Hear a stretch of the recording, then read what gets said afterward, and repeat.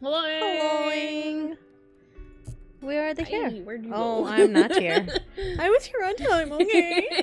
I actually was here. Hey, look at this nice, lovely setup. Yes, Sumi did a lovely job preparing our little setup for tonight. Totally didn't do this like 2 weeks ago. What? No, never. It's fine. I'm working quite a bit on it. Tee. It's perfect for a little Zatsudan chill and stuff. And look at that, you guys are in the background. Not that you can be Oh, there it is. There it is.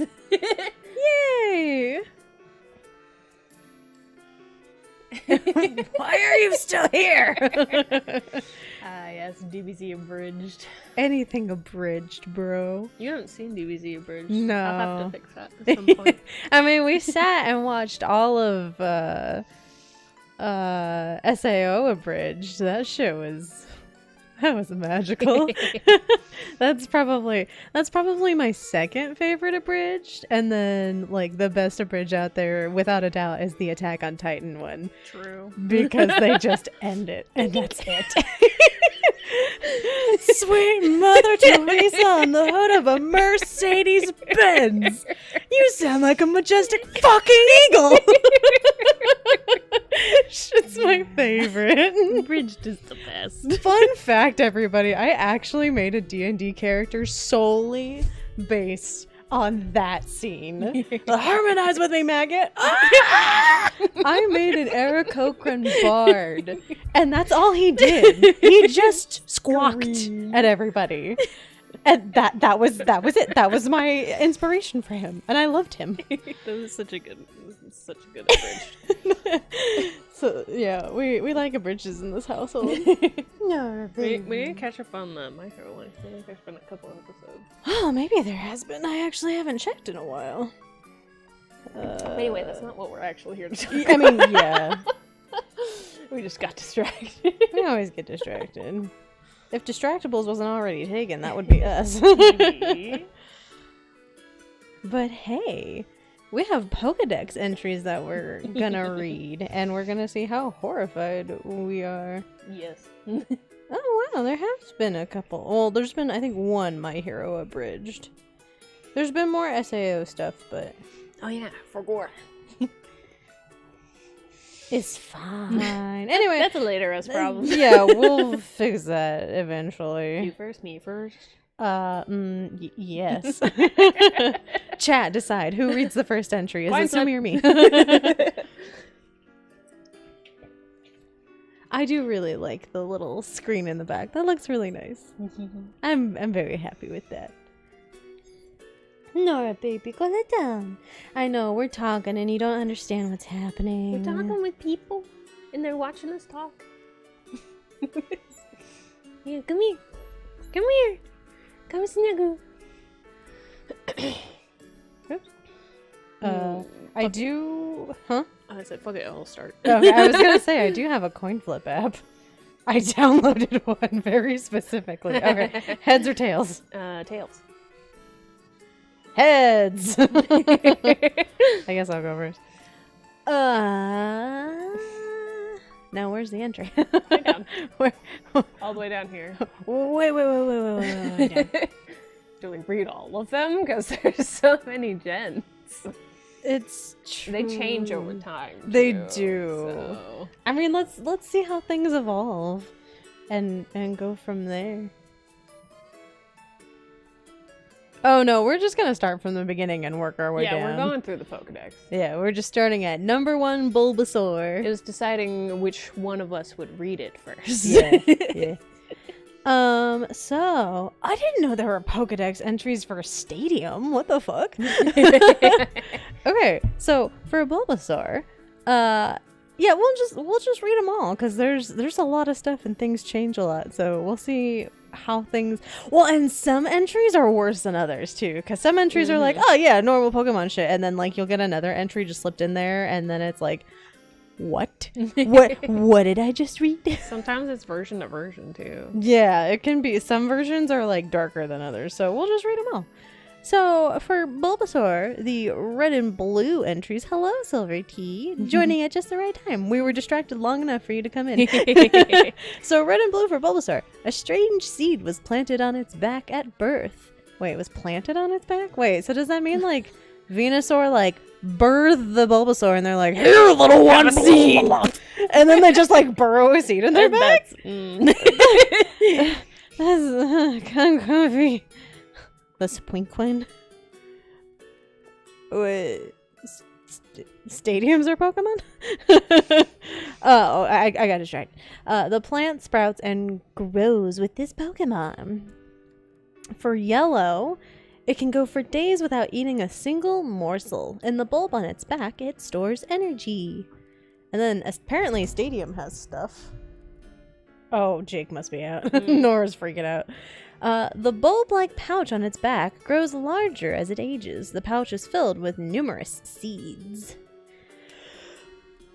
Okay. So far, so normal. This is okay so far. It's a little sus, but it's fine. I like how I guess it changes up a little bit further. Because we're in Generation 2, we have Gold, Silver, Crystal, and Stadium 2. For Gold, the seed on its back is filled with nutrients. The seed grows steadily larger as its body grows. You know, I might just quickly read these and then whatever doesn't sound different, or whatever sounds different. I mean, what is it? Is it the Chinese name for Bulbasaur? Like, translates to, like, happy seed frog or something like that? As we scroll. Back up, Nim. Maybe it might be listed at the bottom. Because it's got the Japanese name. Yeah, he's like a little frog boy. I bet you I can find it on Pinterest. That's where I find all my shit. Hold on as we scroll through the wiki. This wiki's so damn long. Look at that cute little Bulbasaur.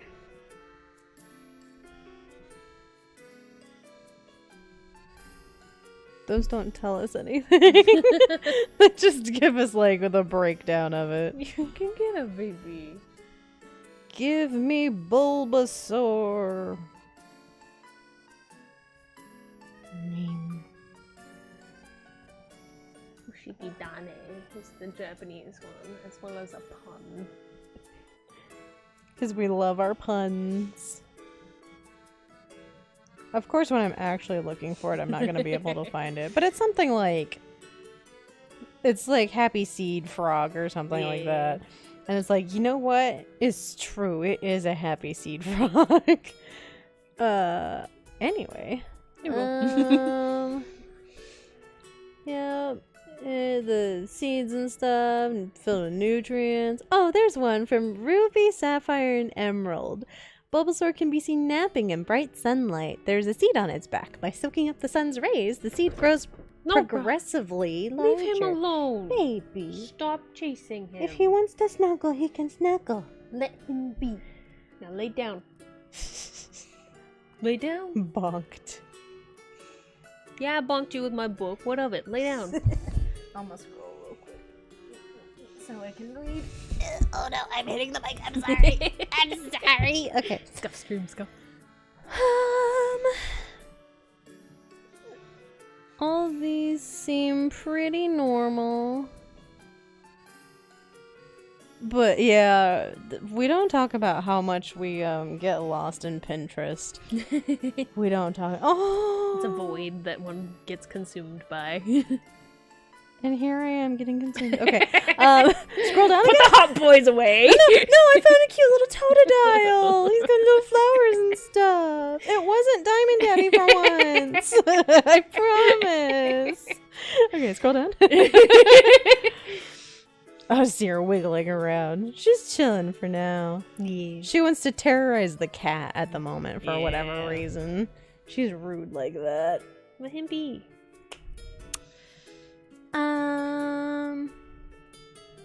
Bulbasaur entries seem pretty lame, so. He's just chilling, baby. Fine, let him be. On the Ivysaur? On the Ivysaur! Gotta scroll. Ivysaur. When the bulb on its back grows large, it appears to lose the ability to stand on its hind legs. Wait, they could stand on their hind legs before? They just too thick. Little stubby legs. Stubby little mans.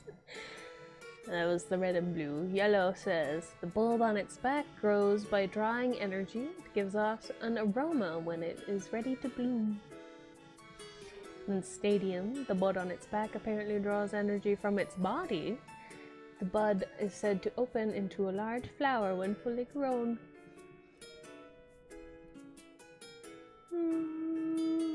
In Golden, it says, exposure to sunlight adds to its strength. Sunlight also makes the bud on its back grow larger. They photosynthesize. If the bud on its back starts to smell sweet, it is evidence that the large flower will soon bloom.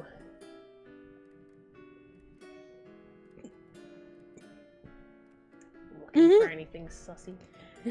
I mean, Ruby and Sapphire is kind of This is different. pretty interesting. There's a bud on this Pokemon's back.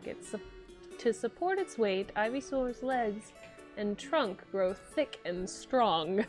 If it starts spending more time lying in the sunlight, it's a sign the bud will bloom into a large flower soon. You don't be thick. Ivysaur is a thick boy. But only with 2 C's. And then when it gets to Venusaur, it's like 5 C's. Dummiest of thickness. What? Why? They're just saying it's being dumb. Fuck up. Just telling us that the page was unresponsive, even though we are looking at it actively.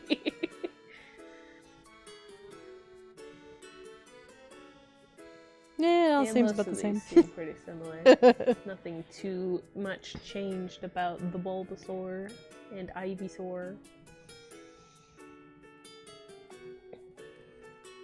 Apparently those guys don't change all that much as time goes on. Doesn't surprise me. They're the staples. You gotta kind of leave them be. There were some though that I had read recently that definitely changed throughout. Now the thickness. Down with the thickness! The biggest boy. Not the biggest boy, actually, but... Oh, we're just going in order because we don't actually know all of the Pokedex entries. This is kind of something... Because we started reading things from... Was it Arceus or something? I think so, yeah. And we were like, oh man, we actually don't know all the Pokemon entries, so we might as well just go through. And then some of them that we'll, spend more time on. Macargo one? Oh, we'll get to Macargo. We'll go through them all. Whether Yeah. it's this stream or we have to break it up. Yeah. It is what it is. We'll go through the whole fucking Pokedex. So Venusaur from Red and Blue. The plant blooms when it is absorbing solar energy. It stays on the move to seek sunlight. Oh, am I keep saying it moves, so... I'm encroaching in on your mouth movements. You'll be. The flower on its back catches the sun rays. The sunlight is then absorbed and used for energy. In Pokemon Stadium 2, by spreading the broad petals of its flower and catching the sun's rays, it fills its body with power. Oh.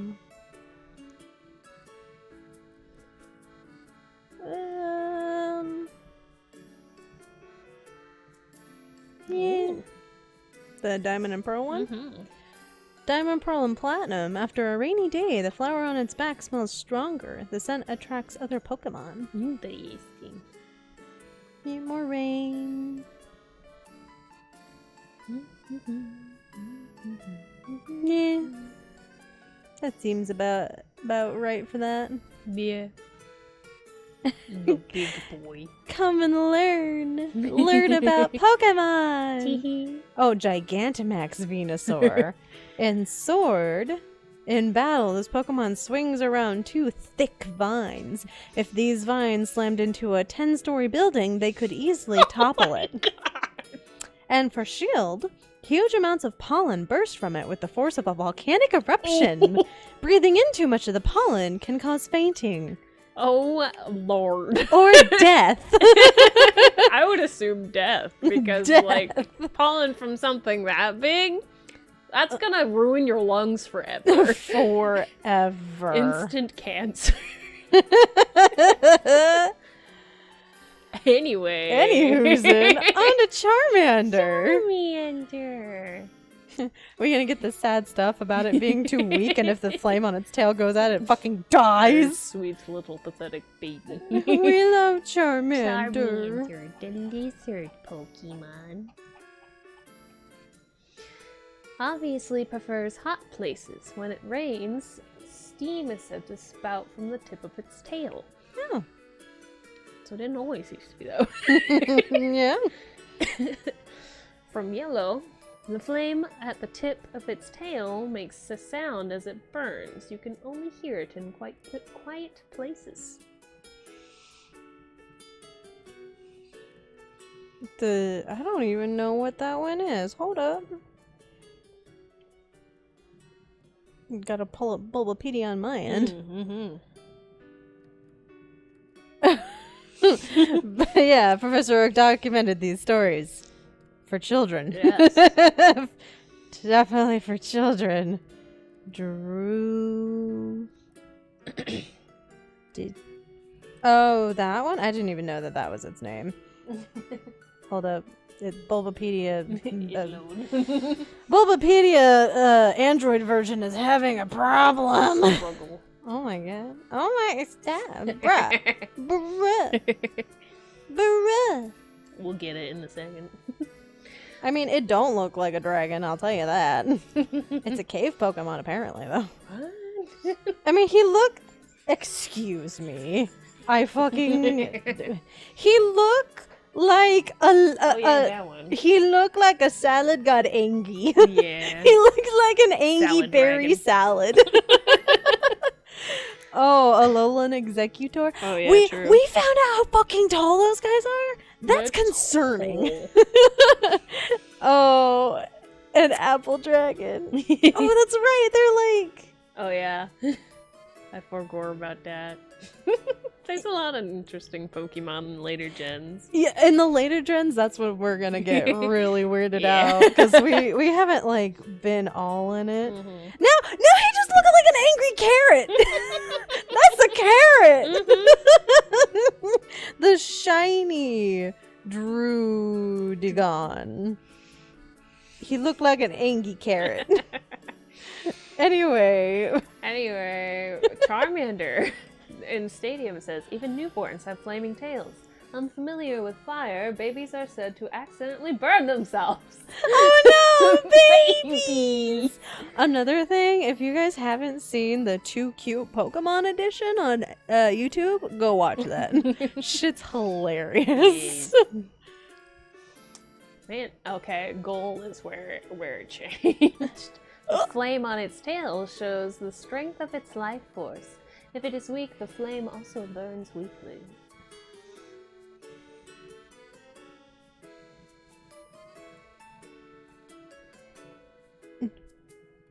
Let's see, in Crystal it still says, if it's healthy, the flame on the tip of its tail will burn vigorously, even if it gets a bit wet. Oh. Well, they're kind of pulling it back. Wait. Not instant death.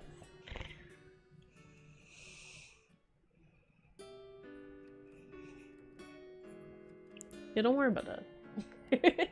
Tool. Toll bean is toll. Well, okay, Diamond and Pearl kind of brought it back to like... The fire on the tip of its tail is a measure of its life. If healthy, it burns intensely.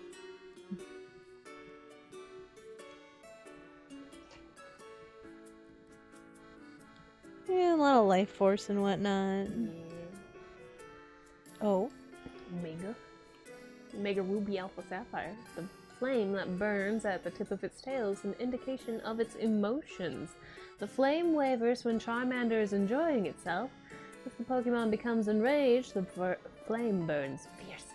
So fierce. Feels.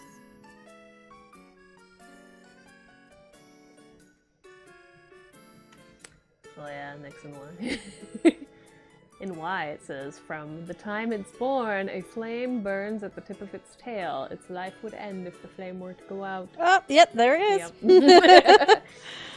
It is there.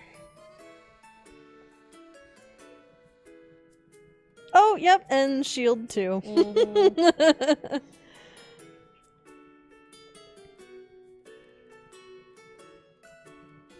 Interesting. On to next boy. The fierce Charmeleon. Scrolling. Yeah, no, Alolan Executors are way bigger. Let's see, Charmeleon. From Red and Blue. When it swings its burning tail, it elevates the temperature to unbearably high levels. From Yellow. Tough fights could excite this Pokemon. When excited, it may blow out bluish-white flames. Ooh. And from Stadium, it appears to be very vicious. It attacks with razor-sharp claws and won't stop until the enemy is defeated.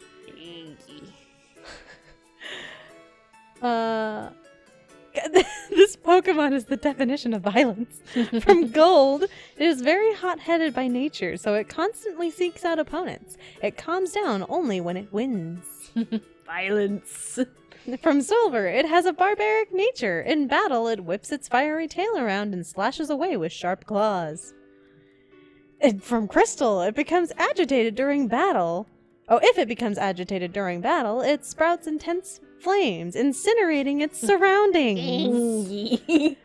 That one's the same. From Ruby and Sapphire, Charmeleon mercilessly destroys its foes using sharp claws. If it encounters a strong foe, it turns aggressive. In this excited state, the flame at the tip of its tail flares with a bluish-white color.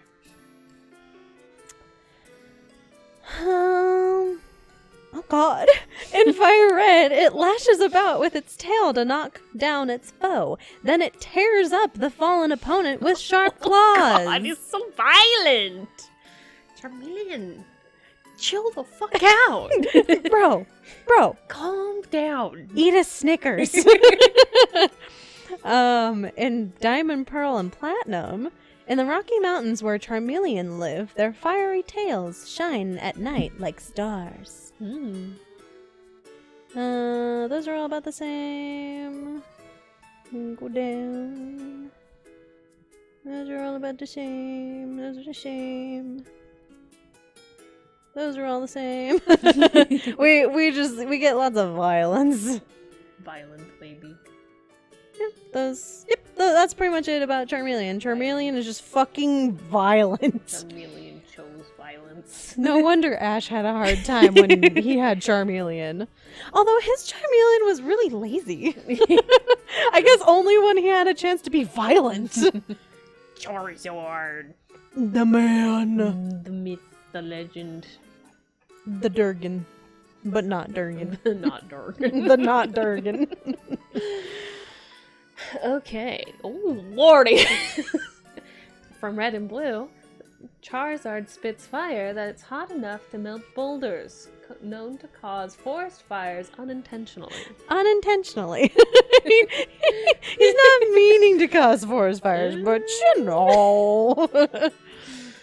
Yellow. When expelling a blast of super hot fire, the red flame at the tip of its tail burns more intensely. Oh my god. Stadium. Its fiery breath reaches incredible temperatures. It can melt glaciers weighing 10,000 tons. Holy shit! Doesn't even need a megastone. Rayquaza busted. A little bit.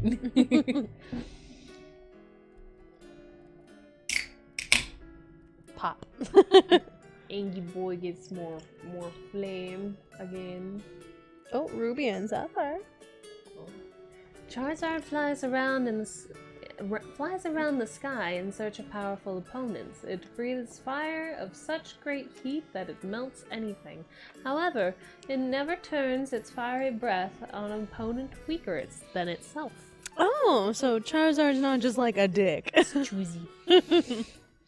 Must be worthy. You have to be worthy of its violence. So does that mean Ash's Charizard always blasting him meant he saw him as worthy? Maybe. Because he always roasted his face. It's true. Ash was worthy of it. He was all along. Oh, the fire red. Its wings carry this Pokemon close to an altitude of 4,600 feet. It blows out fire at very high temperatures. That's pretty high. Yeah.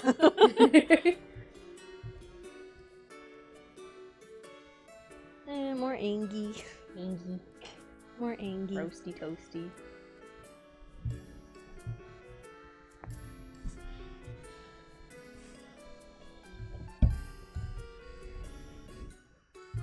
Oh, let's go. Oh, those are Megas. Megas. Mega X and Mega Y. So, Mega X from Let's Go Pikachu and Eevee. The overwhelming power that fills the entire body causes it to turn black and create those intense blue flames. Ooh. And then Y, its bond with its trainer is the source of its power. It boosts speed and maneuverability greater than that of a jet fighter. Charizard is its own jet fighter. Fast as fuck, boy!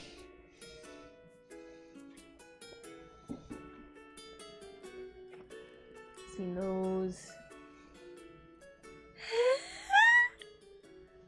The Gigantamax Charizard Oh from boy. Shield? Here we go. I'll read Sword first and then we'll do Shield. So, a Gigantamax Charizard from Sword. This colossal flame-winged figure of a Charizard was brought about by Gigantamax energy. From Shield, the flame inside its body burns hotter than 3,600 degrees Fahrenheit, which the Charizard roars, that temperature climbs even higher. Charizard is also angry. Holy boy. he burning hot. Big and toasty. Oh, That's the giant. He thick. Big boy. He Oh fucking my thick. God, I love it. Does it give like heights and stuff? Oh, here, yeah. What? What? It's a big boy. What? Gigantamax Charizard is 91 feet and 10 inches, in case you were wondering. It's 28 plus meters. Good fucking lord. Regular Charizard's only 5'7". My height. Well, Big. Silver Tea, I didn't know you were part of the Kaiba Corporation. That's another good Oh yeah, abridged. The Yu-Gi-Oh! Abridged is really good. Look, it's your baby. The tiny turtle Pokemon! My sweet boy standing at a whole 1 foot tall. Baby! Oh my god. Enough of the anime and manga shit. But manga. From Red and Blue, after birth, its back swells and hardens into a shell. Powerfully sprays foam from its mouth. From Yellow, shoots water at prey while in the water. Withdraws into its shell when in danger.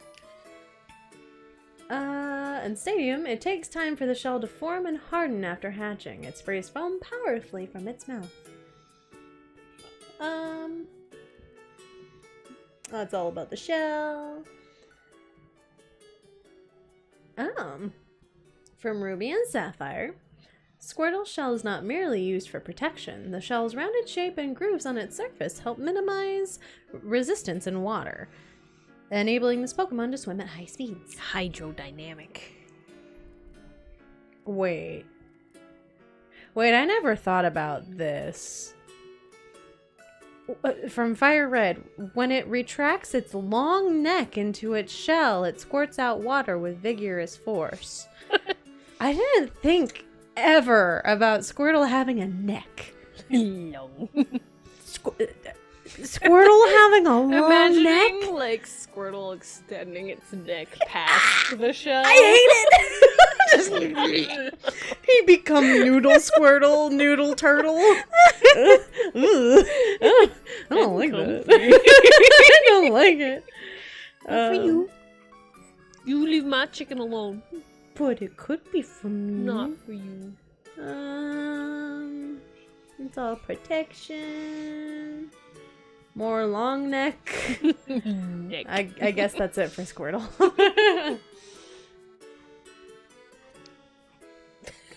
I'm so concerned about the idea of Squirtle having a long neck. Long. Poor turtle. How tall? He's 3 feet. 3. War turtle getting taller. Long. War turtle with long neck. Alright, am I gonna read all of the... I mean, you said you wanted all the water types, Yeah, so... yeah. You can have all the ghost types, so it's perfect. We're typecasting just a little bit. Nora, you're fine. We're reading. It's wonderful. We're not simping. We're not smashing or passing yet. That's a later thing. Later. Once we have all the knowledge. Yes. Once we have our knowledge, we'll go from there. So, War Turtle from Red and Blue often hides in water to stalk unwary prey. For swimming fast, it moves its ears to maintain balance.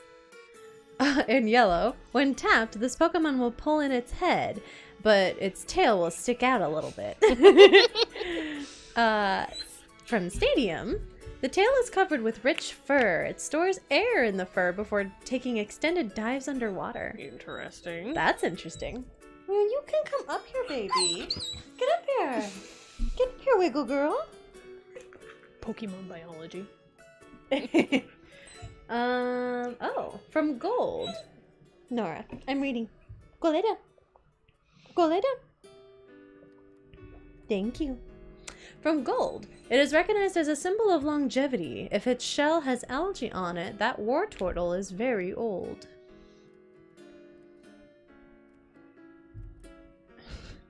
Oh. I think you know the answer to that.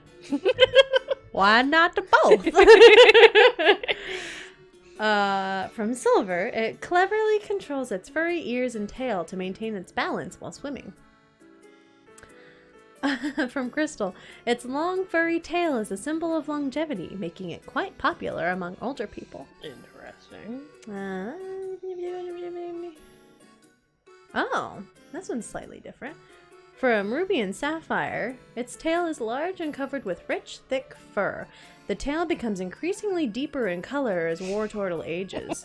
The scratches on its shell are evidence of this Pokemon's toughness as a battler. Listen. Confused Markiplier faces. The Grumps did it too. Everybody's doing it, really. I know a lot of VTubers that are doing it. Oh, they just started a trend, bro. Yeah.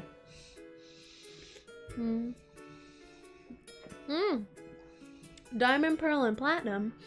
It is said to live 10,000 years. Its furry tail is popular as a symbol of longevity. 10,000 years! Can give you such a crick in the neck. Okay, those are all the That same. long. No!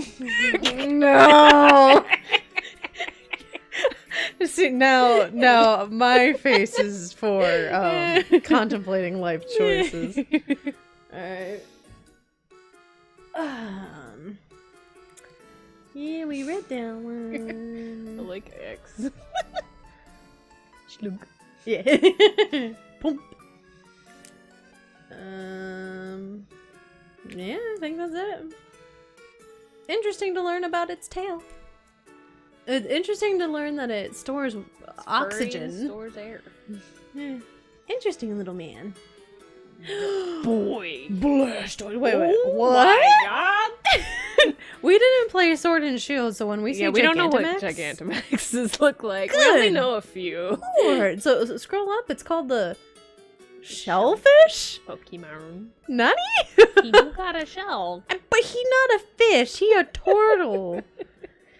Okay. Are turtles actually considered shellfish? They're reptiles, right? Google. Wait, no, I don't know. I don't Turtle. like that. Turtles. Hold on.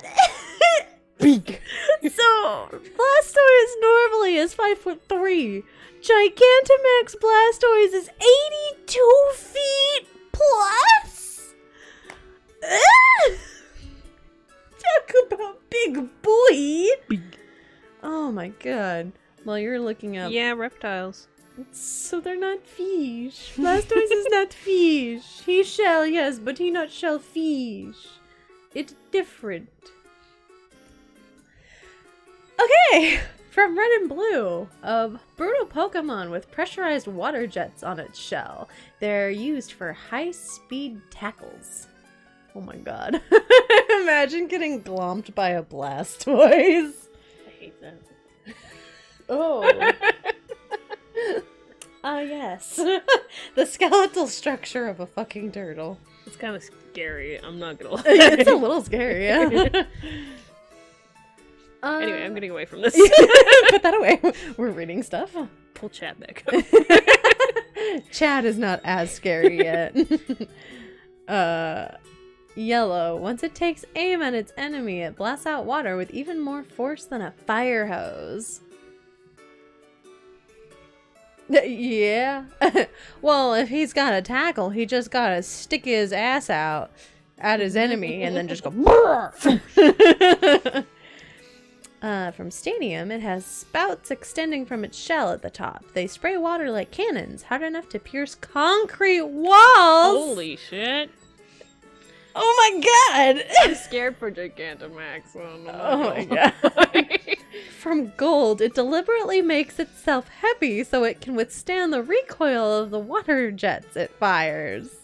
He done me thick so that he can deal with the jets. From Silver, it says the rocket cannons on its shell fire jets of water capable of punching holes through thick steel. He's upgrading. From Crystal, it firmly plants its feet on the ground before shooting water from the jets on its back. Stadium 2 is the same. Oh, from Ruby and Sapphire, Blastoise has water spouts that protrude from its shell. The water spouts are very accurate. They can shoot bullets of water with enough accuracy to strike empty cans from a distance of over 160 feet. Damn. Well then. Blastoise gonna snipe you. From Fire Red, it crushes its foes under its heavy body to cause fainting. In a pinch, it will withdraw inside its shell. Bruh, they're not fainting. They fucking dead. Crushed to death. Oh my god. Those are all the same. Those are the same. Those are the same. Okay, Mega Blastoise from Let's Go Pikachu and Eevee. The cannon on its back is as powerful as a tank gun. Oh my god. Its tough legs and back enable it to withstand the recoil from firing the cannon. Bitches love cannons. Bitches love cannons. Gigantamax Blastoise from Sword. It's not very good at precision shooting. When attacking, it just fires its 31 cannons over and over and over. So I started blast. Blastoise started blasting. Armor-piercing wetness. Yeah, he should be effective against steel types. Shield. From Shield. Water fired from this Pokemon's central main cannon has enough power to blast a hole into a mountain. Motherfucker is going like... Oh my A Gundam on this shit. Holy shit, dude! Blastoise is scary. Gigantamax Blastoise is scary. He chonky, man. Oh my god. He's so scary. So scary. I fucking love him. Big boy is big. Alright. The worm Pokemon. Can't be anything scary. Wait, Caterpie's a foot tall? Probably the body length. But I mean, that's still big. Pretty big. Pretty big for a worm. Accuracy is irrelevant if you aim everywhere. Nothing is safe. Then again, and like earthworms can be pretty long, so like I've seen some be about a foot. That's true. That's true.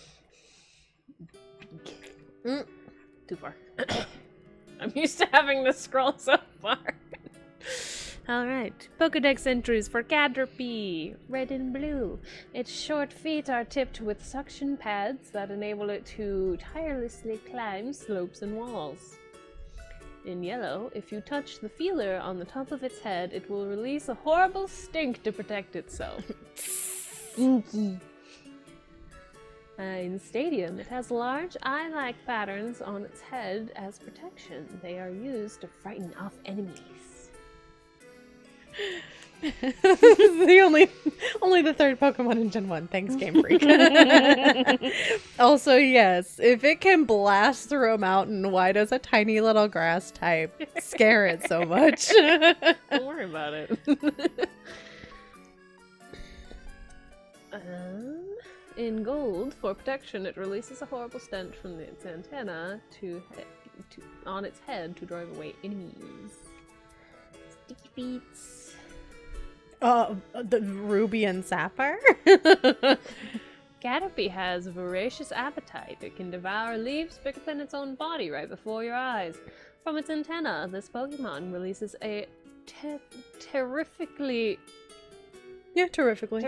strong odor.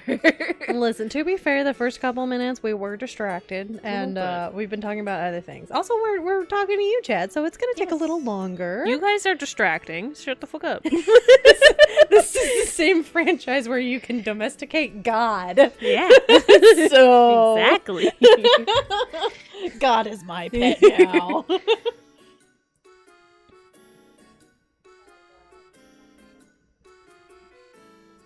That's the same. In Fire Red, Caterpie is covered with a green skin. When it grows, it sheds its skin, covers itself with silk, and becomes a cocoon. Metapod. Stinky. Stinky body. Stinky. Caterpie. Stinky and sticky. I don't like these combinations.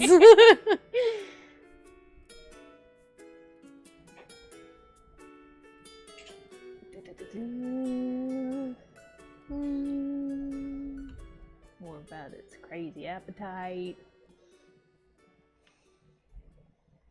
Oh.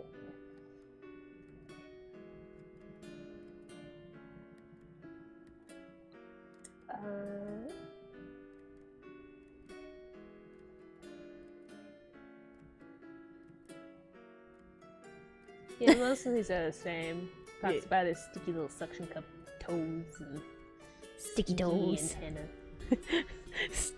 Sticky toes and stinky head. That is Caterpie. Chad is so incredibly charismatic, making you so distracting. But also, yes, you are fun to talk to, so... This is a Zatodon stream. We're here to chill with chat and talk about Pokemon. The bird. 2 feet.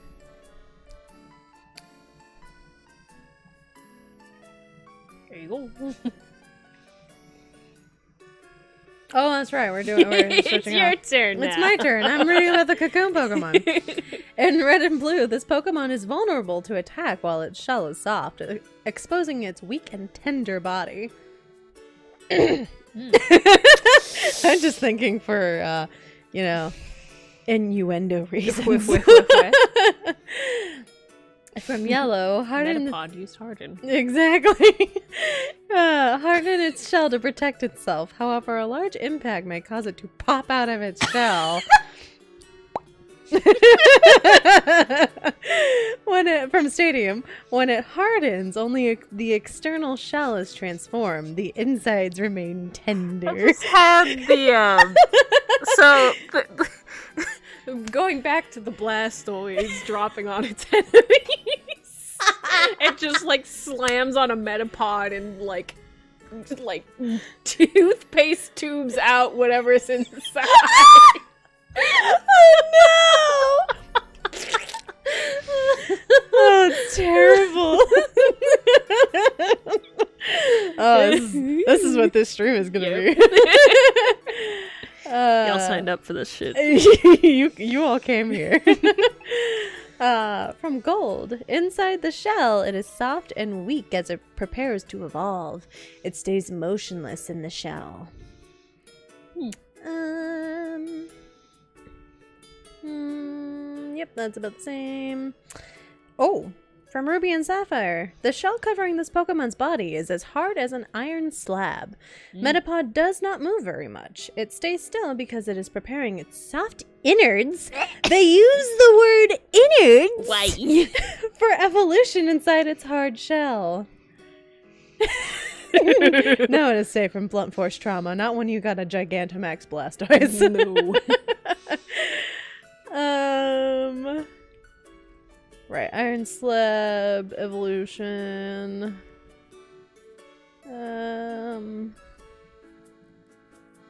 Steel hard shells.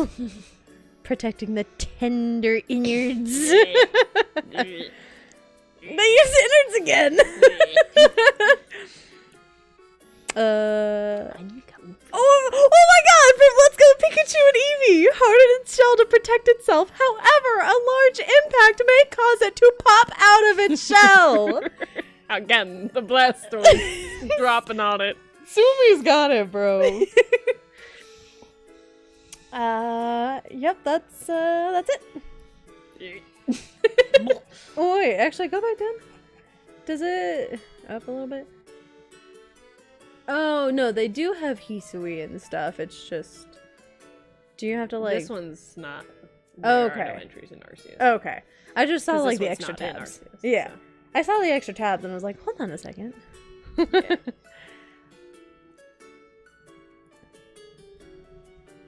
All right, thanks for sticking around, Blue. We'll see you later. You can always come back and watch the VOD to see what crazy shenanigans we get up to. Tee.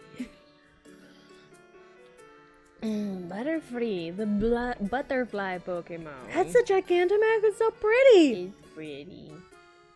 I don't know why the regular image is broken, but it is what it is. Whatever. 3 fits. Oh my god. Gigantamax is 55 feet and 9 inches. Good lord, regular Butterfree is 70 pounds? That's a motherfucking Damn. beefy bug. Oh, shiny Butterfree. Oh, bye-bye, Butterfree. We don't talk about that. One of the worst episodes when you're a child. Okay. In red and blue, in battle, it flaps its wings at high speed to release highly toxic dust into the air. In yellow, its wings covered with poisonous powders repel water. It allows it to fly in the rain.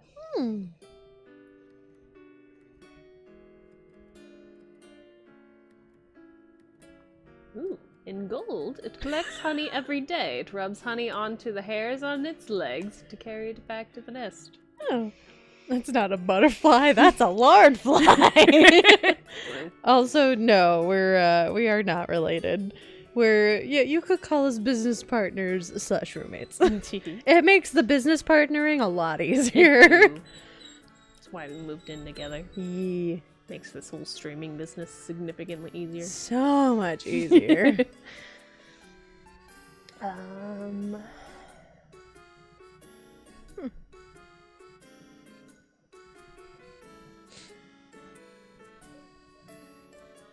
More about honey. Wing flapping. Oh. Butterfree has superior ability to search for delicious honey from flowers. It can even search out, extract, and carry honey from flowers that are blooming over 6 miles from its nest. Damn, them some feelers.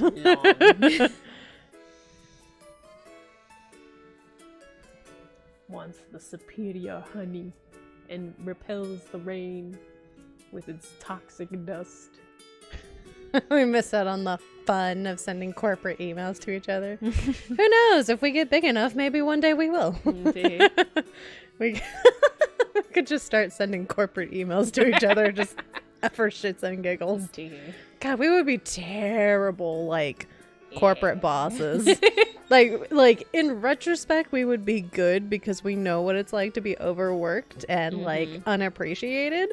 But like also we'd be like, I don't know. Do what you want. Just do your job. And like we leave it up to you. And we like have no business etiquette whatsoever. Like we say bruh all the time. We're homies with our workers. Yeah. We're just your average homie. In Ultra Moon, nectar from pretty flowers is its favorite food. In Fields of Flowers, it has heated battles with Cutiefly for territory. Oh, Butterfree and Cutiefly duking it out. I just see Butterfree and Cutiefly just slapping each other with their little thingies. Yeah, go do business stuff. I don't know.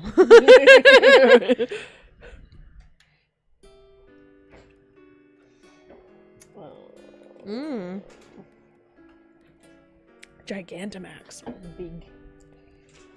In Sword, crystallized Gigantamax energy makes up this Pokemon's blindingly bright and highly toxic scales. And then in Shield, once it has opponents trapped in a tornado that would blow away a 10-ton truck, it finishes them off with its poisonous scales. Damn, Butterfree, you scary. You did. Damn. Fucking crazy tornado with poison infused in it. I'm good. No thanks. Vicky and Sumi corporate bosses 2035. I forego business. Hairy bug Pokemon. Yes, the saddest slaps. But they'd be a little bit more furious, like, I don't know if you can hear it. This is my Foley. Anime, hire me.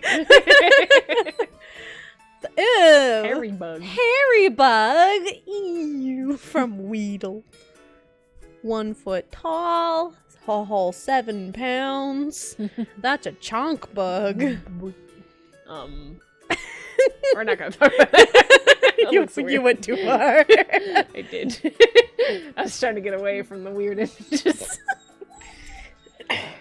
This little friend likes hugs, so your entire generation will be annihilated. That's why we're here. We're waiting to find out which Pokemon that is. Yeah. Alright, so Weedle, red and blue. Often found in forests, eating leaves. It has a sharp, venomous stinger on its head. Yellow. Beware of the sharp stinger on its head. It hides in grass and bushes where it eats leaves. I don't like that idea. Stadium, a common sight in forests and grassy areas, has a poison stinger on its head that may be used if you step on it. Oh my god! From Silver, it attacks using a 2-inch poison barb on its head. That's fucking big! It can usually be found under the leaves it eats. As one who has been stung multiple times by bees specifically, I don't like that. we don't like. One of which was in the armpit, and it was not a fantastic time. That sounds awful. It was terrible. I hated it. I was on vacation too. Oh, not fun. Can't even enjoy vacation anymore. No. Ruby and Sapphire. Weedle has an extremely acute sense of smell. It is capable of distinguishing its favorite kinds of leaves from those it dislikes just by sniffing with its big red proboscis. In parentheses, nose. It's still getting me, huh? A little bit. I'm just too loud. It's Too fine. obnoxious. Making up for the other day when you were too quiet. I don't know what was wrong that day. I guess that was just You're like so sleepy. the exhausting day. I just couldn't get my voice out. More nose stuff. More long barbs. From Diamond, Pearl, and Platinum. It eats its weight in leaves every day. It fends off attackers with the needle on its head. Watch out for Nora. those wind bits. Nora, go lay down. Go lay down. You don't need to keep on it. You can go between. That's a good girl. That's a good girl. Just read Pokemon in entries with us. Why I say proboscis is cute. It is ick. Alright. Scroll. Yeah, that's it for Weedle. Leaves and pointy bits. Boba Tea and Sumi's novel. Who knows what she's reading in there? I know, Sumi Wouldn't you like to know? And yes, the most dangerous Pokemon is indeed Nora. The way she bears her fangs. My Book of Stars has infinite stories in it, so you don't even know. You'll never know. You're fine. Just stay here. 2 feet for Kakuna.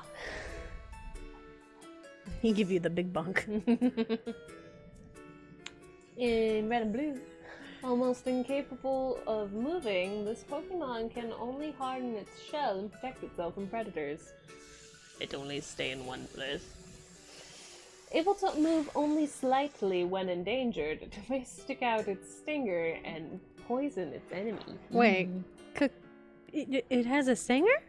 I mean, see what it turns into? I mean, yeah, but it's just like a round Could cocoon. be on the inside, So he just like opens up his butthole and just goes. Yep. Grant is here and he came in at the wrong time.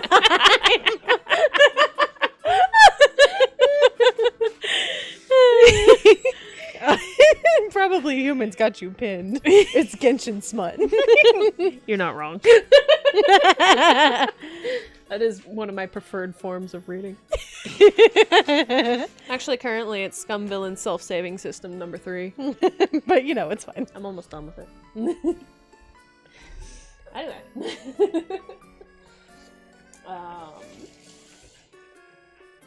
In Stadium, because it's virtually motionless, it may appear dead inside. However, its new body is being made. Oh, the way that you read it, I thought you said it may appear dead inside. I was like, That's bro, why me too. I read it that way. I was like, bro, I was like, feel I that. saw the period, but I was like, but dead inside. But dead inside. I've never related to Kakuna more.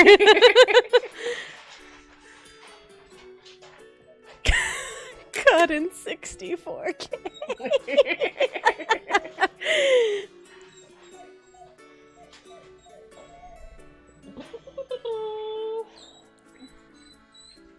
Oh. Ruby and Sapphire? Kakuna remains virtually immobile as it clings to a tree. However, on the inside, it is extremely busy as it prepares for its coming evolution. It is evident that from how hot the shell becomes to the touch. Kakuna be. Talk about sussy. He's spicy. Spicy Kakuna. Toasty boy. More show. Move.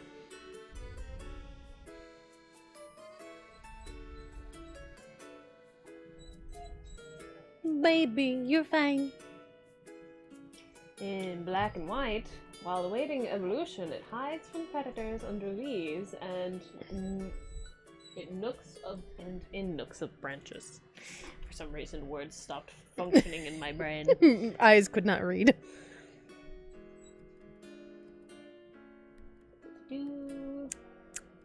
Seems about it. Yep. Those are all pretty much the same. Time for the bee. Poison bee. What the fuck is that? I knew about Mecha Bee Drill. Thing's not okay. I hate it. I hate it. I hate it. I hate it. Back to my like Sting flashbacks. Nope. It's a lot of I'm notes. good. Hey, he's only 4'7" in his mega form, but a whopping 89 pounds.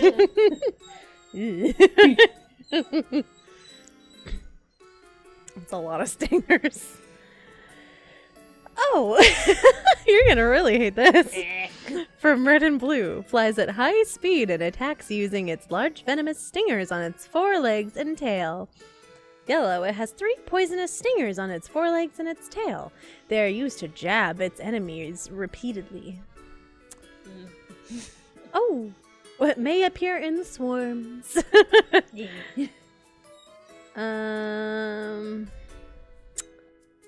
That's all the same. Oh, from Ruby and Sapphire. Beedrill is extremely territorial. No one should ever approach its nest. This is for their own safety. If angered, they will attack in a furious swarm. But of course, we bitches love 7 deadly sins in this place. Yes, that was like, I accidentally happened upon 7 Deadly Sins when they were animating it, turning it into the show, and I was telling my friends about it. I was like, this one looks like shit. And we put it on, and then I was like, wait, it's so good. Like, I thoroughly enjoyed it, and then I showed it to everyone that I could, and I was buying all the manga when I could. But I ran out of money and I fell far behind. So one day I will buy the manga and have the adorable little collection on the side. And thick because thick. Must be thick. Just lay down, baby. Oh.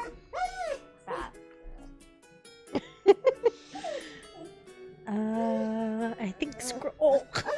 Baby. Nora. Calm yourself.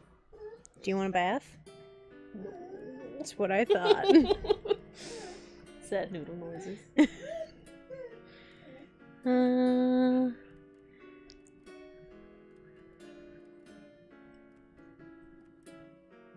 Oh, and for Mega Beedrill and Let's Go Pikachu and Eevee, its legs have become poison stingers. It stabs its prey repeatedly with the stingers on its limbs, dealing the final blow with the stinger on its finger. No.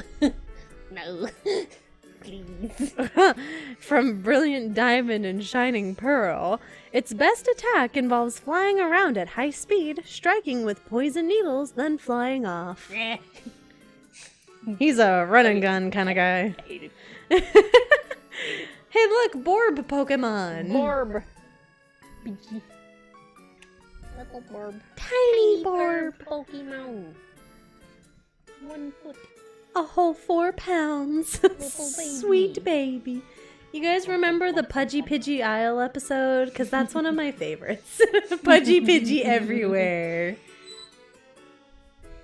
Gee, thanks, Game Freak. Oh, don't worry. It only gets worse the farther we go.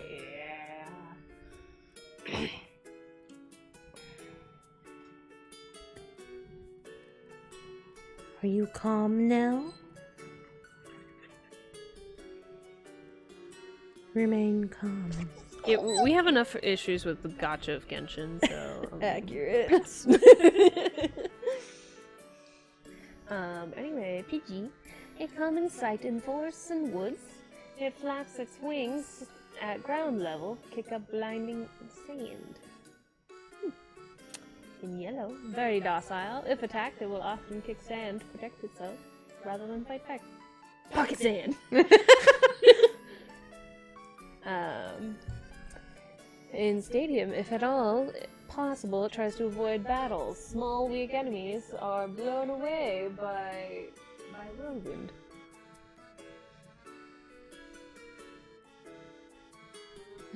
Tall grass, sand.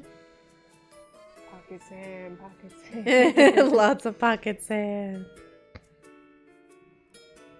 On Ruby and Sapphire, Pidgey has an extremely sharp sense of direction. It is capable of unerringly returning home to its nest. However, it may be far removed from its familiar surroundings.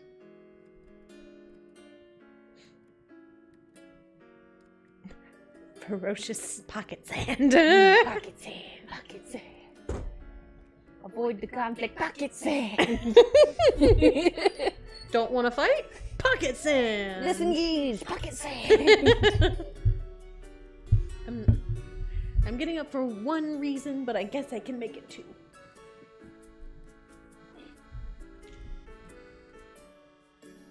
Yeah, a lot of this is just pocket sand.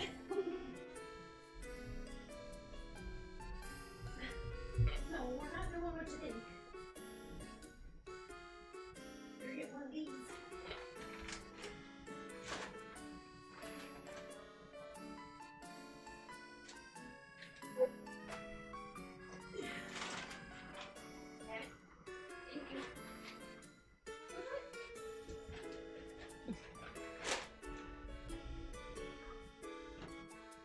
Pidgeotto is 3'7". Pidgeotto is 3'7". Slightly bigger bird. Slightly bigger. Okay. Yeah, bring this back. Okay. Pidgeotto, red and blue.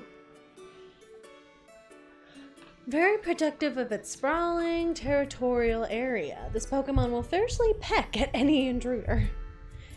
Views. Yellow, this Pokemon is full of vitality. It constantly flies around its large territory in search of prey. And Stadium, it builds its nest in the center of its large territory. It uses its powerfully developed talons to swiftly snatch prey. Wow, these ones actually are different. Gold, it has outstanding vision. However high it flies, it is able to distinguish the movement of its prey. Silver, it immobilizes its prey using well-developed claws, then carries the prey more than 60 miles to its nest. Oh my god. Crystal, it slowly flies in a circular pattern, all the while keeping a sharp lookout for prey.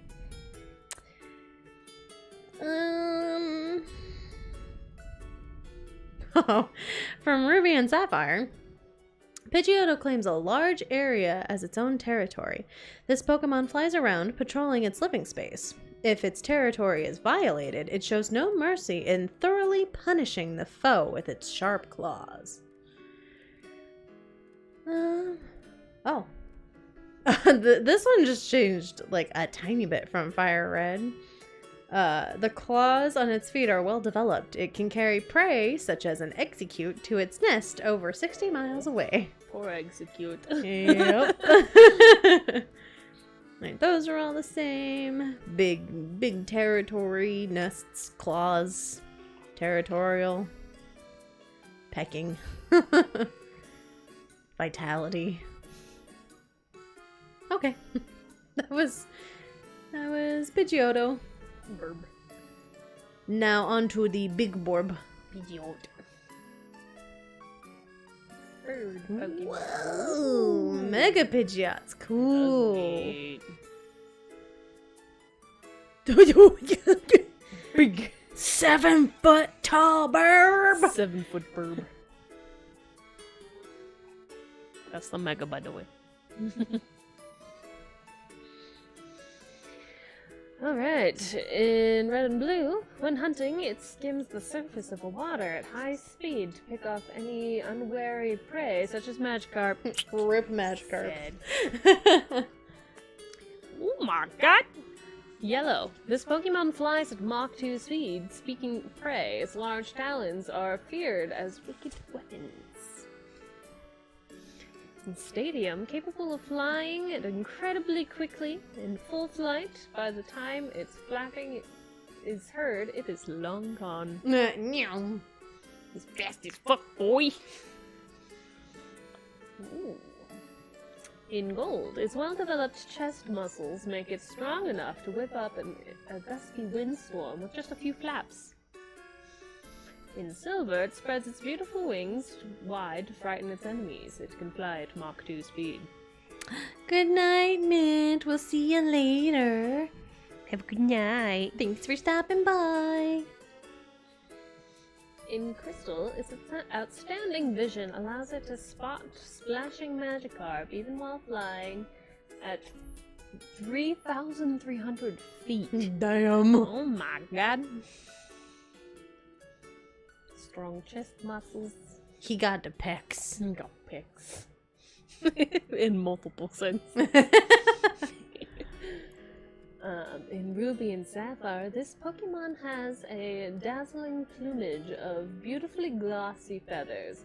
Thus many trainers are captivated by the striking beauty of the feathers on its head, compelling them to choose Pidgeot as their Pokemon.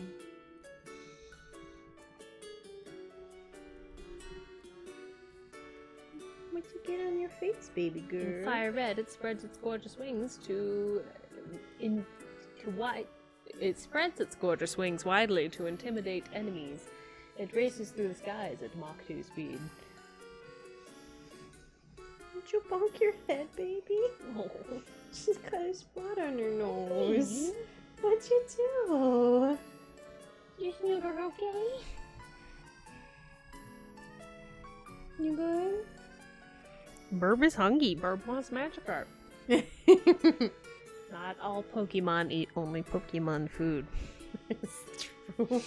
You can't get that shit in the wild. They don't just eat berries. What do you expect them to eat? I mean, they could have berries as a snack. They're predators. Chest muscles, Mach 2, beautiful wings. Clap, clap. Peck, peck. What? The Mega Pidgeot? Mega Pidgeot, with its muscular strength now greatly increased, it can fly continuously for 2 weeks without resting. At Mach 2, I'm assuming? Damn. Whoa. In a brilliant diamond and shining pearl, by flapping its wings with all its might, Pidgeot can make a gust of wind capable of bending trees. Tall trees, by the way. Rattata. The mouse Pokemon. Oh yeah, Gremlin. Yeah, keep going. If you hear honking, it's just Nora smacking her toy around. She has a grunty hedgehog. I wanted to call it a hodgepig, but it's a hedgehog. But yeah, she's just kind of smacking that around. She's playing with it, so it honk. It honk honk.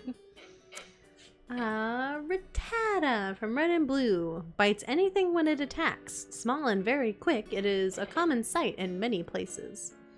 And Yellow will chew on anything with its fangs. If you see one, it is certain that about 40 more live in the area. Good God.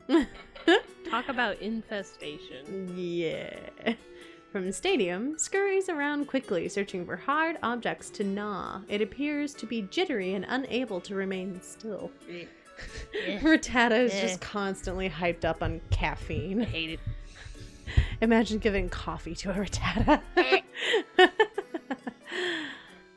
Oh god. From Gold, it eats everything. Whenever food is available, it will settle down and produce offspring continuously. Well then. From Silver, living wherever there is food available, it ceaselessly scavenges for edibles the entire day. Crystal. This Pokemon's impressive vitality allows it to live anywhere. It also multiplies very quickly. Hate it.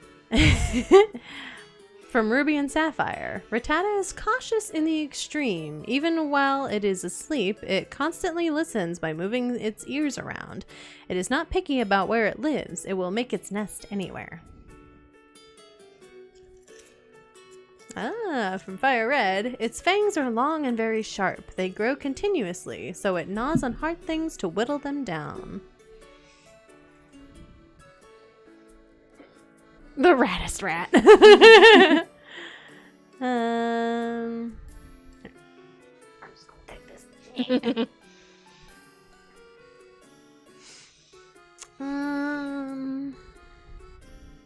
Oh, from Sun.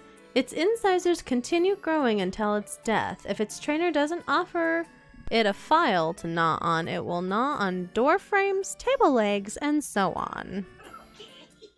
From Moon, with their strong capability for survival, they can live in dirty places without concern. Left unchecked, their numbers multiply rapidly.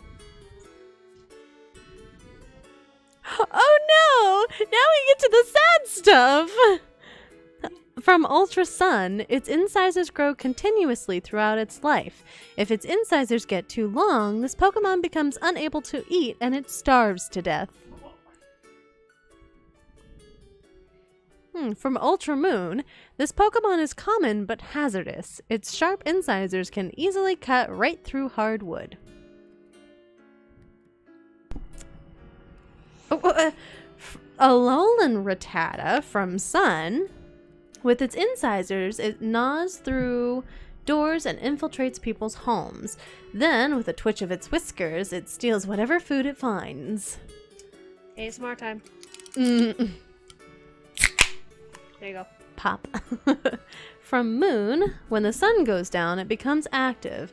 It runs around town on a chase for good food for the boss of its nest, Raticate. I now understand why Pokemon eat other Pokemon. From Ultra Sun, it shows no interest in anything that isn't fresh. If you take it shopping with you, it will help you pick out ingredients. Oh. So now we have Remy. True. From Ultra Moon, night after night, they sneak into people's homes seeking food. A massive outbreak of them has become an issue of public concern. Let's go Pikachu and Eevee. Its whiskers provide it with a keen sense of smell, enabling it to pick up the scent of hidden food and locate it instantly. And that's the same. Well. Eh. Rattata. Alright. Raticate. Moving on to even bigger rat. Look at the chunky cheeks. Whole 2 feet. the cheeks give it an extra 15 pounds. Oh my god. That's great. Oh, look at those chubby cheeks. So cute. Let's see. The tax evasion Pokemon. The next one. Red and blue. It uses its whiskers to maintain its balance. It apparently slows down if they're cut off. Oh. Yellow. Its hind feet are webbed and act as flippers, so it can swim through rivers to hunt for prey. Huh. In Stadium, if attacked, it stands up on its hind legs, bares its fangs, shrieks in an intimidating manner at the animal. Scream! Come here. Come here, baby. You snuggle? I don't know what you bonked your head on. Or did you get too close to Jake and he taught you something? Maybe. Mm? You're doing okay. You doing okay, baby? She's fine. She's happy. Yeah, she is happy. She's smiling. She She's is. wagging tail. Well, she's happy because she's getting attention. It really bugged her. I think she'd certainly have made noise about it whenever it happened. Come snuggle. Snuggle. Snuggle time. Snuggle. We're gonna be streaming for a while, baby. We're sitting here reading a lot of Pokemon shit. We got a lot of Pokemon to get through. Yes. In gold, Raticate gnaws on anything with its tough fangs. It can even topple concrete buildings by gnawing on them. Nani the what? Pokemon are scary. Damn, Raticate, you scary. In silver, its whiskers help it maintain balance. Its fangs never stop growing, so it gnaws to bear them down. Eat swim.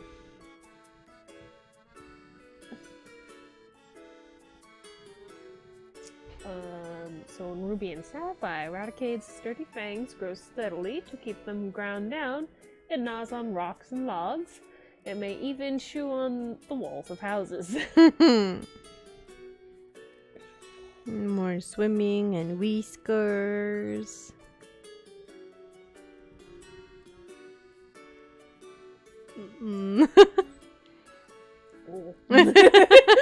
In Diamond and Pearl, it whittles its constantly growing fangs by gnawing on hard things. It can chew apart cinder walls.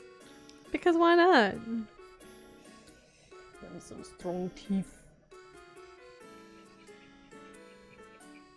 Storing cinder and concrete.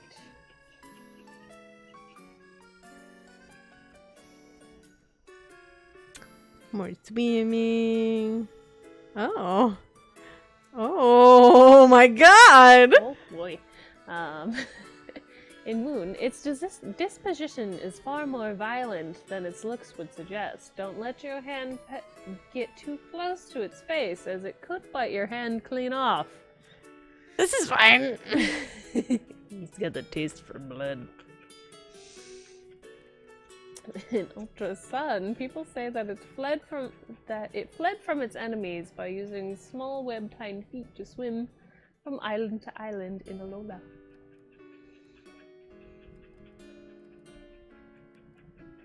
Oh. Still kind of the same, but slightly different. Its whiskers are essential for maintaining balance. No matter how friendly you are, it will get angry and bite you if you touch its whiskers. Don't touch the whiskers. Don't touch.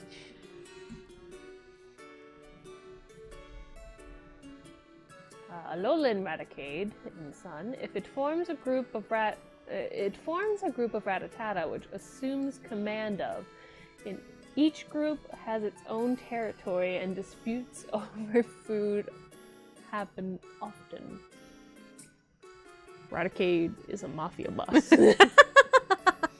The Alolan variety. Those chubby cheeks? Mm-hmm. Yeah, he's a mafia boss. You know Revan had been in tights? Yes. He's that guy. Yeah. What's up?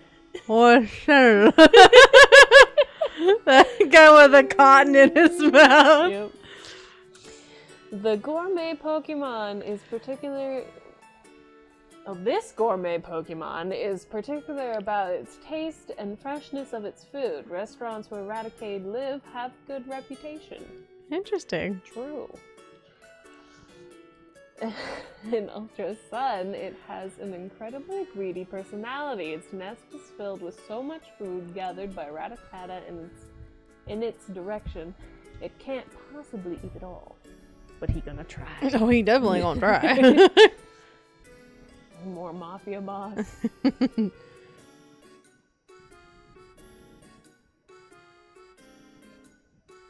Yep. Moving on. Too far. I gotta get used to the ball mouse again. Spearow, also the tiny bird Pokemon, at a whole 1 foot tall. Oh, he's 4 pounds! Tiny baby. Our establishment has only the finest rats in our walls. Only the finest. Let's see. Spearow from Red and Blue. Eats bugs in grassy areas. It has to flap its short wings at high speed to stay airborne. He's fast as fuck, boy. No, he's clumsy as fuck. Yellow, inept at flying high. However, it can fly around very fast to protect its territory. Okay, I guess he's still fast. As fuck, boy. Stadium. Its wings are short, so it can't fly long distances. If it's not eating, it darts around in a hurry. From gold, it flaps its short wings to flush out insects from tall grass. Then it plucks them with its stubby beak. Silver, very protective of its territory, it flaps its short wings busily to dart around at high speeds. Oh, crystal, to protect its territory, it flies around ceaselessly, making high-pitched cries. Squee.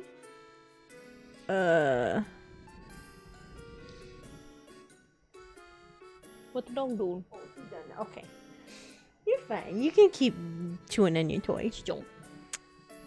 Ruby and Sapphire. Spearow has a very loud cry that can be heard over half a mile away. What? If its high, keening cry is heard echoing all around, it is a sign that they are warning each other of danger.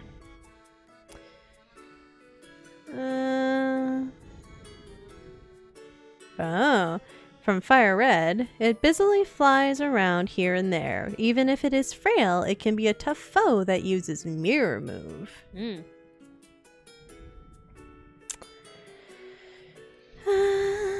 Flapping, territory, more flapping, loud cry, short wings.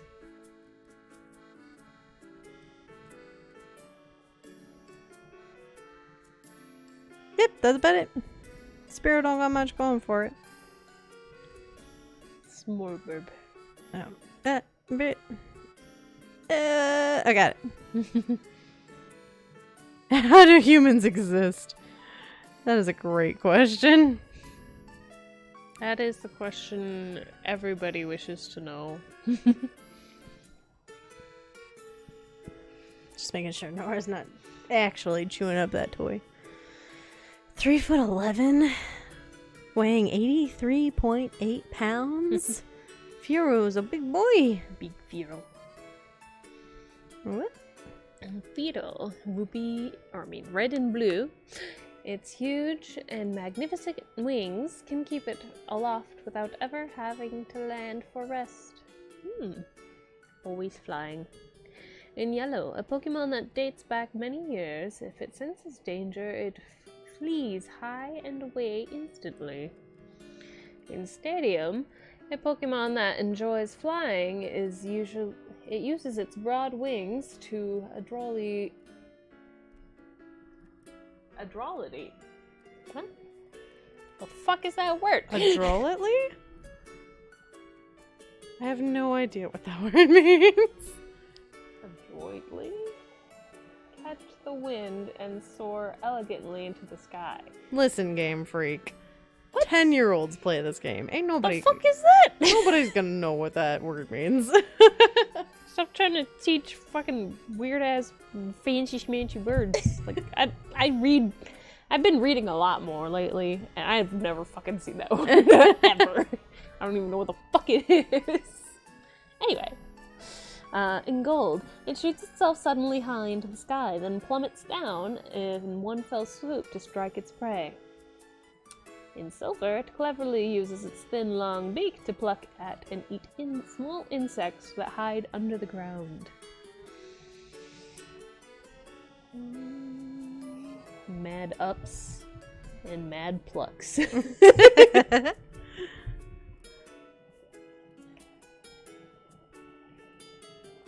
Oh boy. Ruby and Sapphire. Fearow is recognized by its long neck and elongated beak. They are conveniently shaped for catching prey in soil or water. It deftly moves its long, skinny beak to pluck prey. More plucks. Pluck, pluck.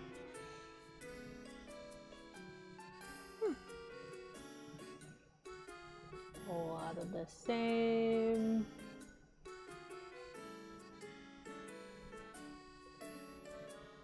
You fly all day. Long beak. Much stamina, so wow. Bird can go for days.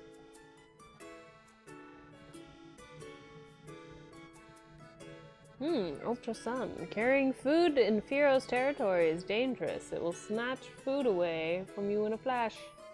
Yoink! This is his now.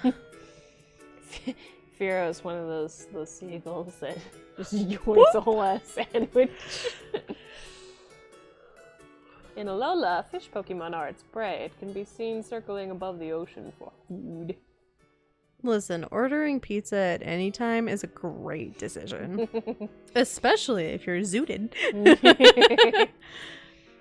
I mean, as long as they're open and they're not like ultimately like about to close. Yeah. Give them something to do.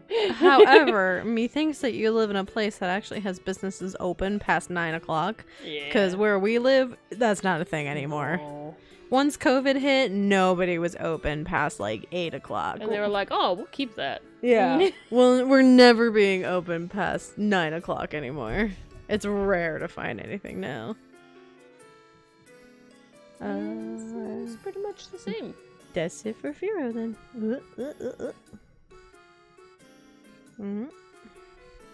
Oh, we onto the snack. Snack. I'm a snack. Biggest snack. What? Ekans is long boy. Long. 6'7". 6'7".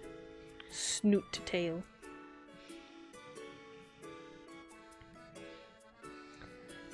Okay. Red and blue moves silently and stealthily. Eats the eggs of birds such as Pidgey and Spearow whole. God, Ekans. Yellow. The older it gets, the longer it grows. At night, it wraps its long body around tree branches to rest. Gosh, I was shown today how red pandas sleep. And it is the cutest shit. If you've never seen that, look up sleeping red pandas. Red pandas are the best. I had a long conversation with my coworker because she had red panda socks on, and we were like, "Oh my god, red pandas are so fucking cute." They do this when they sleep. Oh my god, hanging sploots. It's so cute. That's a hanging sploot, and I'm here for it. They put their paws on both sides of the tree branch and just sleep. They're so cute. It is so precious. Anyway, sleeping red pandas are the best. Red pandas are the best, regardless as to whether they're sleeping or not. Back to Ekans. In gold, back to horror, it can freely detach its jaw to swallow large prey whole.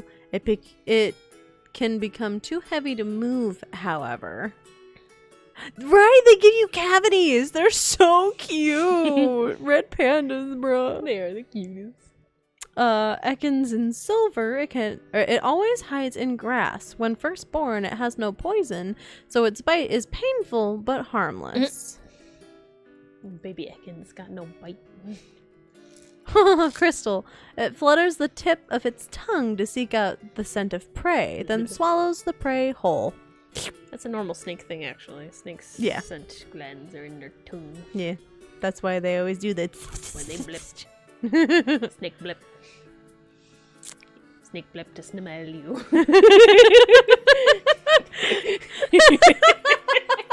Just need that new meme of just a snake sticking out its tongue going, I smell you.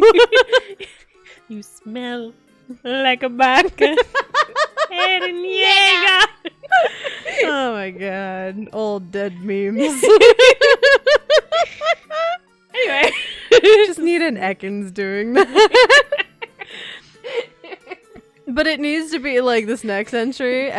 From Ruby and Sapphire. Ekans curls itself up in a spiral while it rests. Assuming this position allows it to quickly respond to a threat from any direction with a glare from its upraised head. So we just need a coiled up Ekans with just like his little head sticking out the top with his little tongue blipping out. You smell like a baka.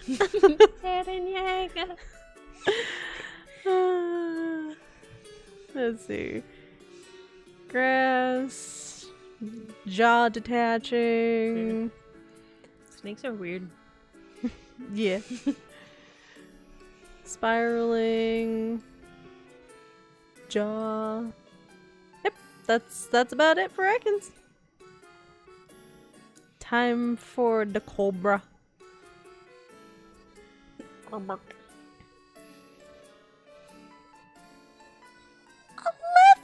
feet! Long snake. That's terrifying. Big. Like, it's extra, yeah, danger noodles all around.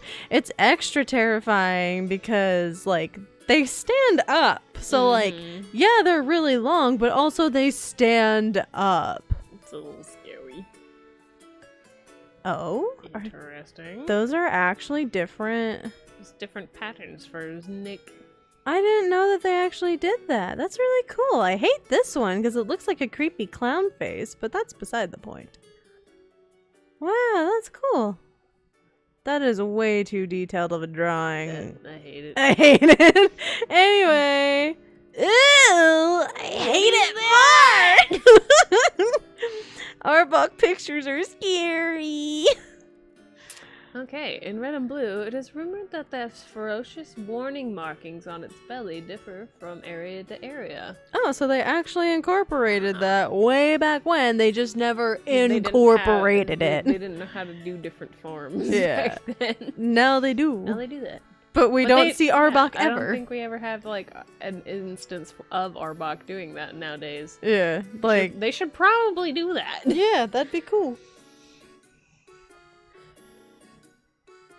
Snake is the size of a continent. Pick a god and pray. Good Lord Arceus, why have you forsaken us?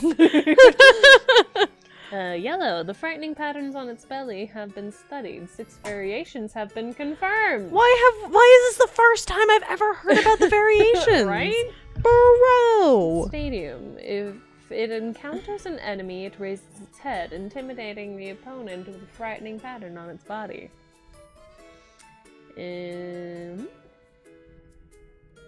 gold, transfixing its prey with a face-like pattern on its belly, it binds and poisons its frightened victim. And silver, with a vengeful nature, it won't give up the chase, no matter how far once it targets its prey. That bitch is gonna chase you to the ends of the earth. Hi, but imagine playing Arceus and having an Arbok just fucking follow you. That's horrifying. Just slithering after you. So in Ruby and Sapphire, this Pokemon is terrifically strong in order to constrict things with its body. It can even flatten steel oil drums once Arbok wraps its body around its foe, escaping its crunching Crunching? embrace. I thought it was going to be crushing, but it's crunching embrace is impossible. That's awful. I hate that they use the word crunching. That's... those are all the same. It encircles you. That'd be awful. Pattern for intimidation. Those are all the same. What the fuck? In Ultra Sun, the latest research has determined that there are over 20 possible arrangements for the pattern on its stomach. Why haven't we seen it? Hello? To Can you actually implement that into the Game Freak? If you're gonna put that in the lore, fucking do it! right? Like, Commit! to be fair, I did not play Ultra Sun or Ultra Moon. I had Sun. I don't remember. I had one of them, but I didn't finish it. I just wasn't transfixed. Well, that's it for Arbok. On to Pikachu! The mouse puck. Oh! Chonkachu! Oh. Oh, we're gonna slowly uncover this. Oh, wait, what? What? They don't show They the don't height of the have big it? boy? But we need I will it. Google and see if somebody else has it. I'll work my way down to the lore, although I'm gonna be scrolling for a while. Hold on. Yeah. Oh, there it is. Mini Pikachu. Oh, okay. It's almost like he's the iconic character. What? Nah. How big? 68 feet and 11 inches. That's a Chonkachu! Big. Gen 1 Pikachu is a sphere and he's perfect. He is perfect as a I sphere. love the round boy. There's actually some really funny memes going around like depicting Pikachu getting skinnier through the years, and they're like, Pikachu 2069, and he's just like literally a stick figure. What did you find that was... I forgot about Meowth. Oh yeah, the Gigantamax Meowth. That was the second thing there. We'll get there. We'll get there. We'll get there. We'll cross that bridge when we come to it. Yes. Let's see. So Pikachu for red and blue. When several of these Pokemon gather, their electricity could build and cause lightning storms. Wow. Yellow. It keeps its tail raised to monitor its surroundings. If you yank its tail, it will try to bite you. Don't grab the tail. Stadium lives in forests away from people. It stores electricity in its cheeks for zapping an enemy if it is attacked. In gold, this intelligent Pokemon roasts hard berries with electricity to make them tender enough to eat. Silver. It raises its tail to check its surroundings. The tail is sometimes struck by lightning in this pose. Pikachu's tail is a lightning rod. In More reason not to fucking grab it. Don't fucking grab it. Don't touch the Pikachu. Crystal. When it is angered, it immediately discharges the energy stored in the pouches of its cheeks. We did that one. Oh god. Oh no! and Ruby. They have two separate ones. Oh, wow. In Ruby. Alright, thanks, probably human. It was fun chatting with you. You can always watch the rest of this stuff later. We might actually start getting through this stuff faster. Who knows? But thanks for stopping by. To distract. We'll make it through these Pokemon in some way or another. Okay, so Pikachu in Ruby. Whenever Pikachu comes across something new, it blasts it with a jolt of electricity. If you come across a blackened berry, it's evidence that this Pokemon mistook the intensity of its charge. In Sapphire, this Pokemon has electricity storing pouches on its cheeks. These appear to become electrically charged during the night while Pikachu sleeps. It occasionally discharges electricity when it dozes after waking up.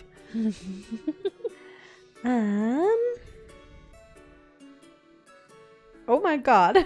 In Emerald, it stores electricity in the electric sacs on its cheeks. When it releases pent-up energy in a burst, the electric power is equal to a lightning bolt. This is fine. Read that one. Read that one. Oh, in Black and White, it occasionally uses an electric shock to recharge a fellow Pikachu that is in a weakened state. Ooh. Clear!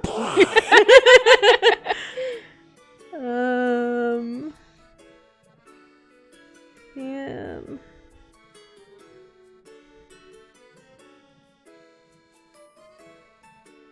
Oh, what?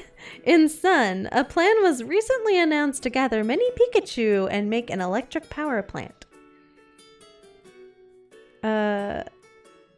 In Moon, it's in its nature to store electricity. It feels stress now and then if it's unable to fully discharge the electricity. Oh, too much spark make him stress.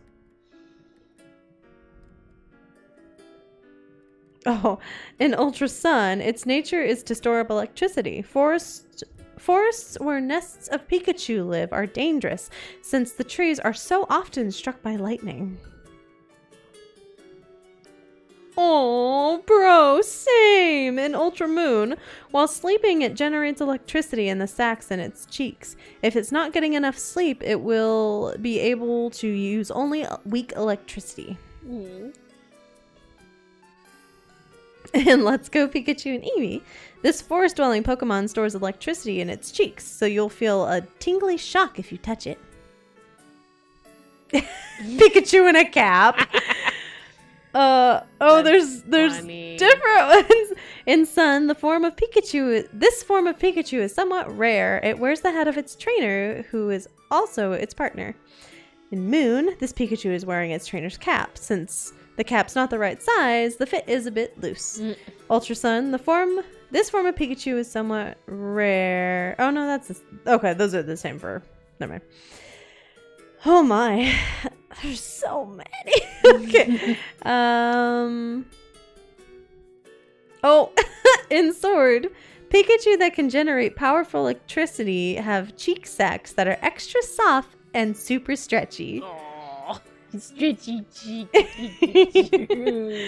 In Shield, when Pikachu meet, they'll touch their tails together and exchange electricity through them as a form of greeting. That's cute.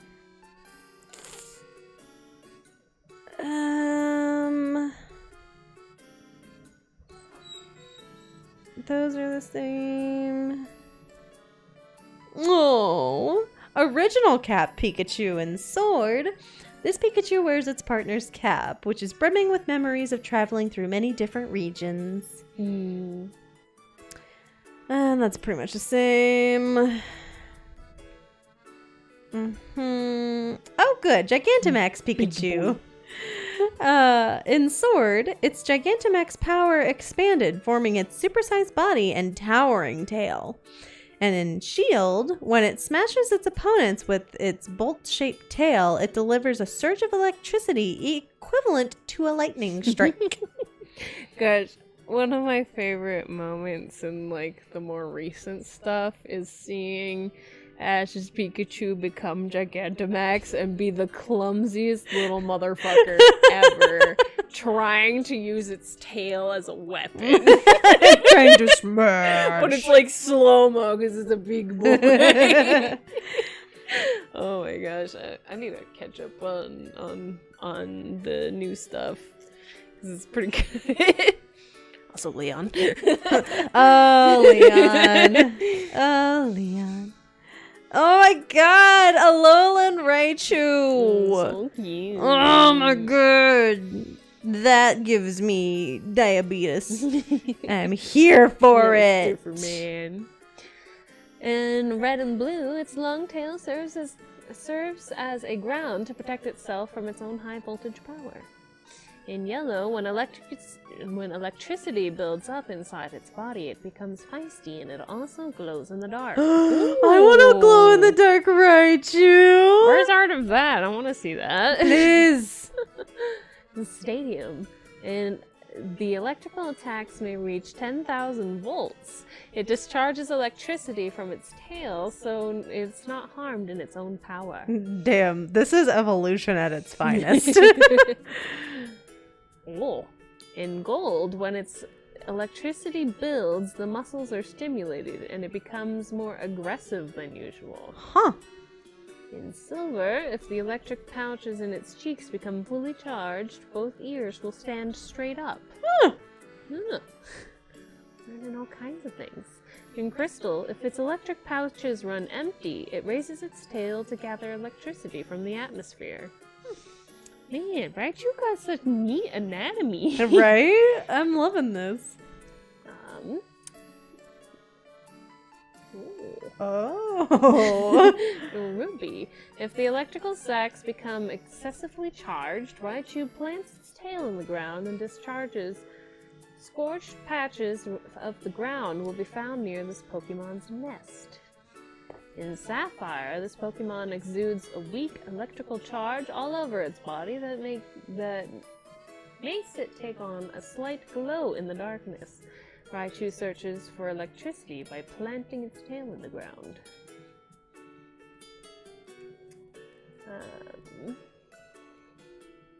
Anger is too much.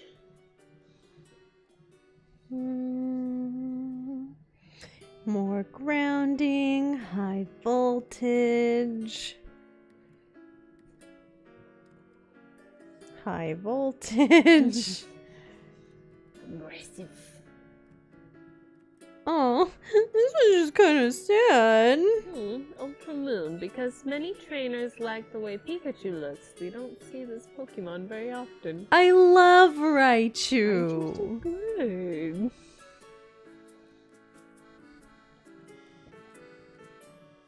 Alolan Raichu. In Sun, it only evolves to the form of it only evolves to this form in the Alola region. According to researchers, its diet is one of the causes of this change. Interesting. In Moon, it uses psychokinesis to control electricity. It hops aboard its own tail using psychic power to lift its tail and move about while riding it. I love that. Interesting. So I was reading Ultra Moon, I'm like, what? In Ultra Sun, it focuses psychic energy into its tail and rides it like it's surfing. Another name for this Pokemon is Hodad. Hodad. Ultra Moon, when you rub its cheeks, its sweet fragrance comes wafting out. However, you'll also get a light shock. In Let's Go Pikachu and Eevee, it loves pancakes prepared with a secret Alolan recipe. Some wonder whether that recipe holds the key to this Pokemon's evolution. I love that. I want to Raichu and make it pancakes. Raichu only evolves with Alolan pancakes. I love that. What? In Legends Arceus, it can discharge bursts of electricity exceeding 100,000 volts. That number went up. A single strike with that amount of power could incapacitate one of the Kaparoja of my homeland. Hold on, I need to... So, because this is from the professor. Mm-hmm. Oh! Oh my god! It's an elephant! What? Wait, does it... Has a Gigantamax form? Oh, the image is broken. Oh, that's the Gigantamax form. No? No? No. The Gigantamax image broke. Oh, okay. What?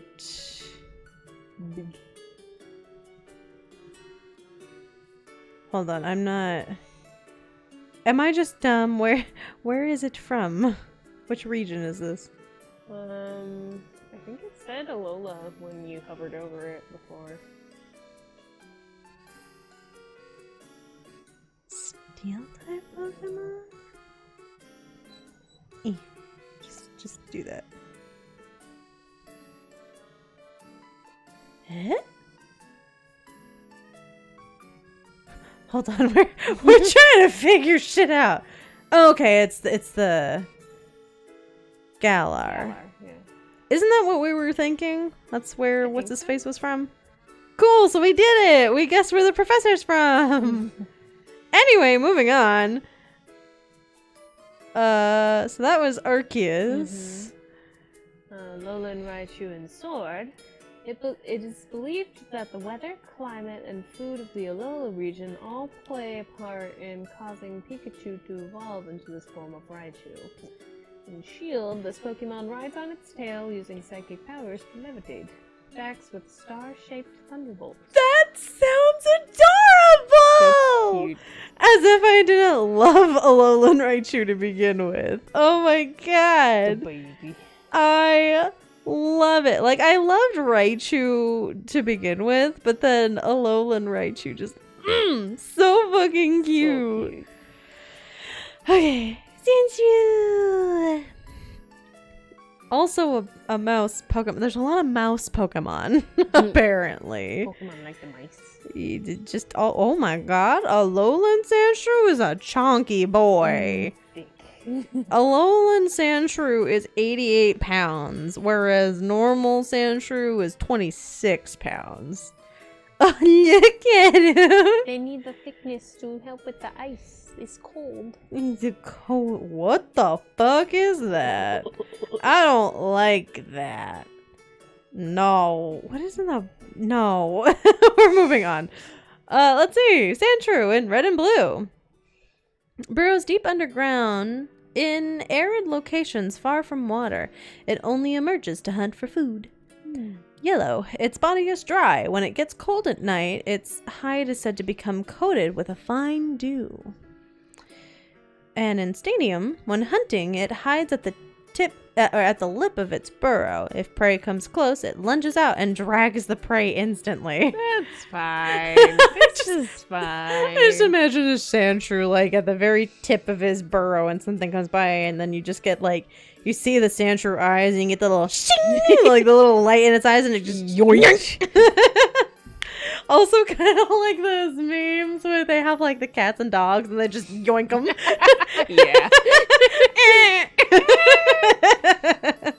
I also see that. From Gold.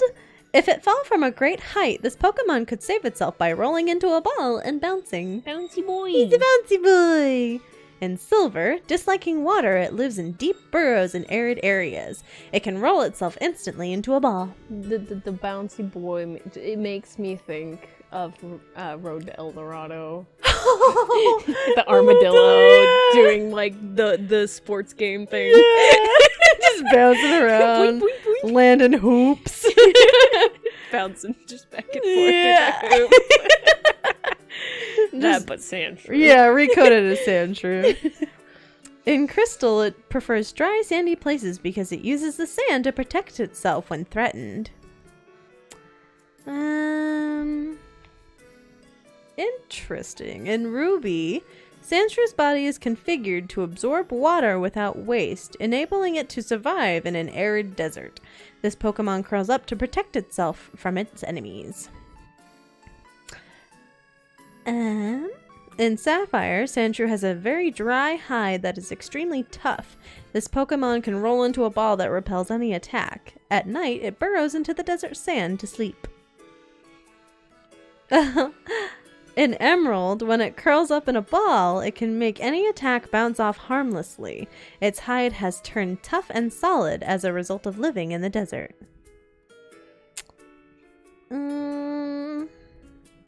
More curling up, no liking water, much protect.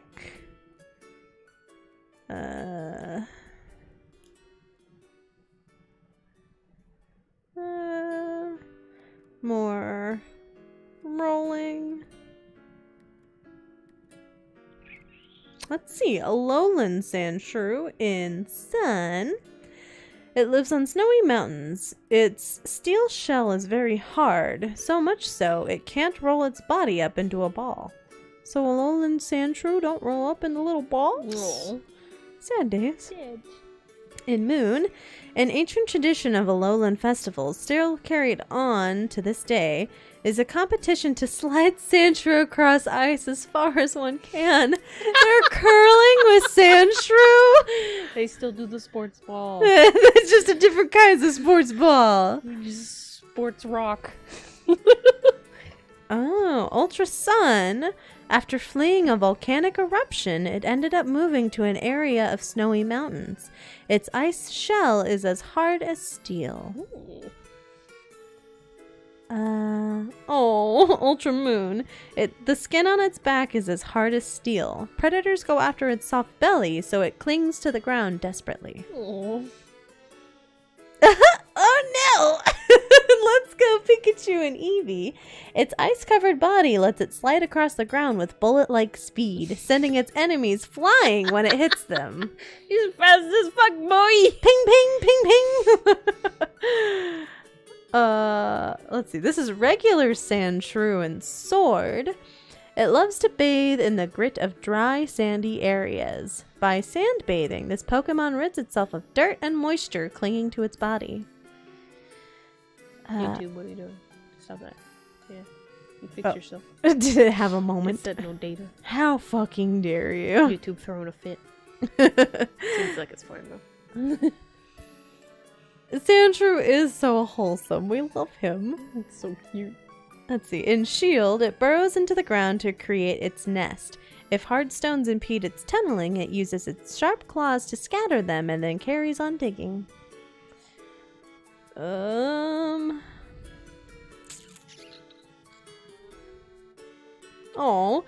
Alolan Sandshrew in Shield. It lives in snowy mountains on southern islands. When a blizzard rolls in, this Pokemon hunkers down in the snow to avoid getting blown away. Aw. Baby. Right, time for some Sandslash. I also think Sandslash is so adorable. His little face. So cute. Such a good little man. Oh my, he almost grows a whole foot in his Alolan version.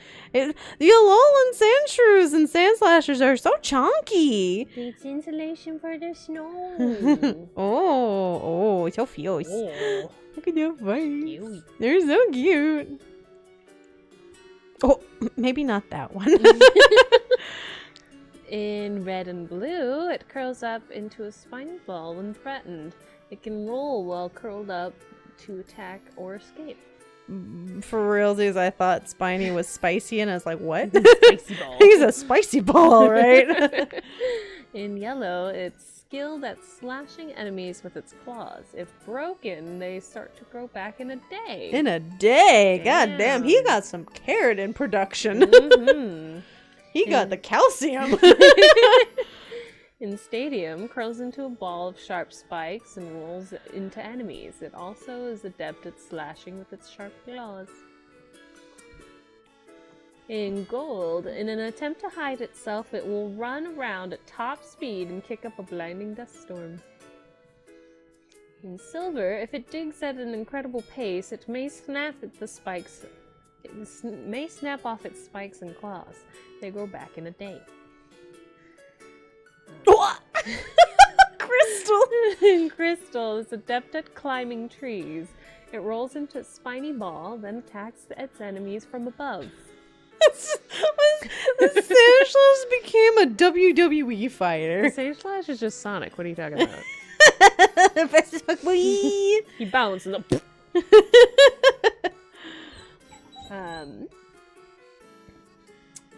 In Ruby, Sandslash's body is covered in tough spikes, which are hardened sections of its hide.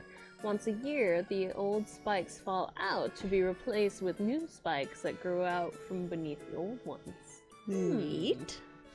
You shed. In Sapphire, Sandslash can roll up its body as if it were a ball covered with large spikes. In battle, this Pokemon will try to make the foe flinch by jabbing it with its spines, then leaps at the stunned foe to tear wildly with its sharp claws. Damn. Damn. This one's a little different. In Emerald, it curls up in a ball to protect itself from enemy attacks. It also curls up to prevent heat stroke during daytime when the temperatures rise sharply. God, I wish I had a built-in heat stroke preventer. Just roll up and suddenly become cool. Oh, that'd be great. Curling up. Watch out for those pointy bits. Dust storms. More spikes. Goes back in the day. Alolan. Well, this one's kind of funny. In Ultra Moon, thanks to its thick claws, it's good at climbing trees. There are plenty of Sandslash that park themselves in trees and go right to sleep. Bro, I feel that. So Alolan Sandslash, in Sun, fleeing a volcanic eruption, it's settled on Snowy Mountain. As it races through the snowfields, it sends up a spray of snow. In Moon, this Pokemon's steel spikes are sheathed in ice. It stabs from the stabs from these spikes cause deep wounds and severe frostbite as well. Ooh, that sounds dangerous. Watch out for those pointy bits. them cold pointy bits. Yeah.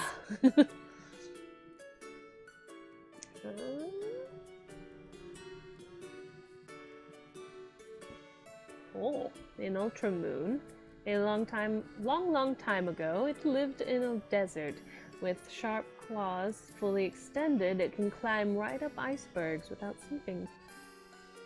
Yeah. Where was the Sandslash for climbing in history? No, we just needed Sneasler.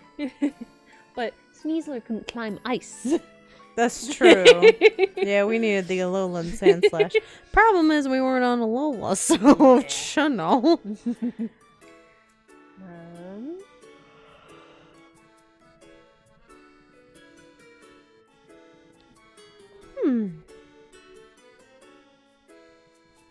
In Sword, for the regular Sandslash, the drier the areas Sandslash lives in, the harder and smoother the Pokemon's spikes feel when touched.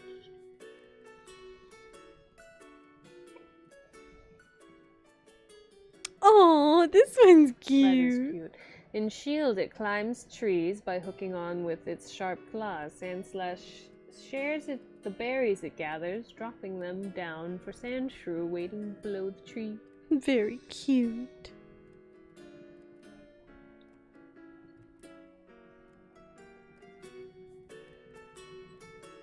Oh.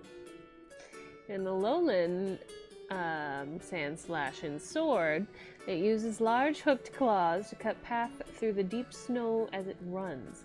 On snowy mountains, this Sandslash is faster than any other Pokemon.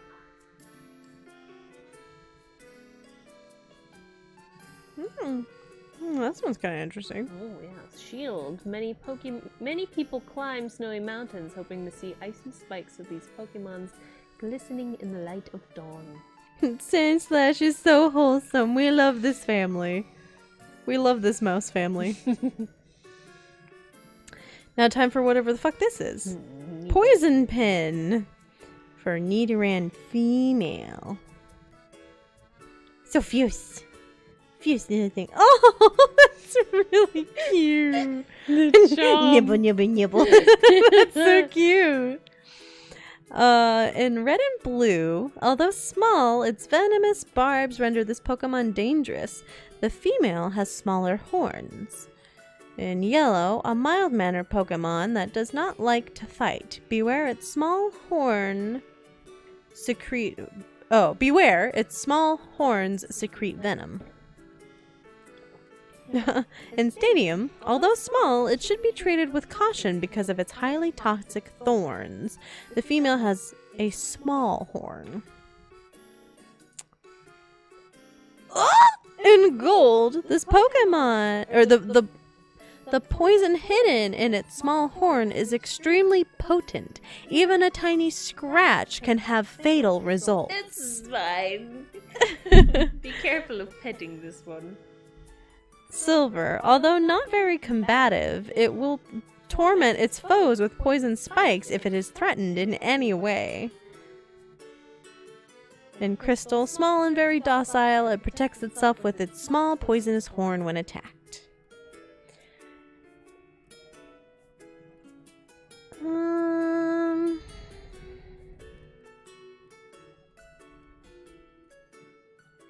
Lots of poison, much poison, so wow. Oh god.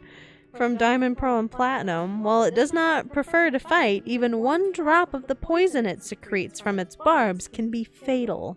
This is fine. Good lord.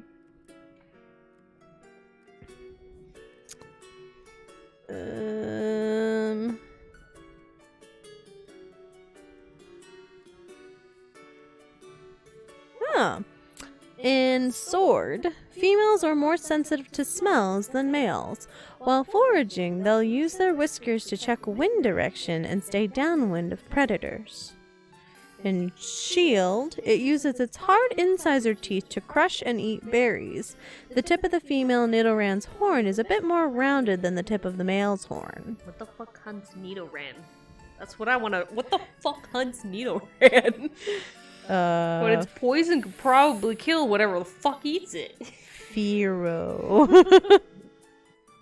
Maybe. Maybe? I don't know. They're pretty small. They're like a foot tall. Only 15 pounds. Now Nidorina, on the other hand. 2 feet tall. 44 pounds. A little chunkier. A little junkier. Whoop. In red and blue, the female's horns develop slowly, prefers physical attacks such as clawing and biting. She feels. Munch. When in yellow, when resting deep in its burrow, its thorns always retract. This was proof that it has relaxed. In stadium, the female is usually docile. However, if it becomes enraged, it will attack wildly with bites and scratches. Yes.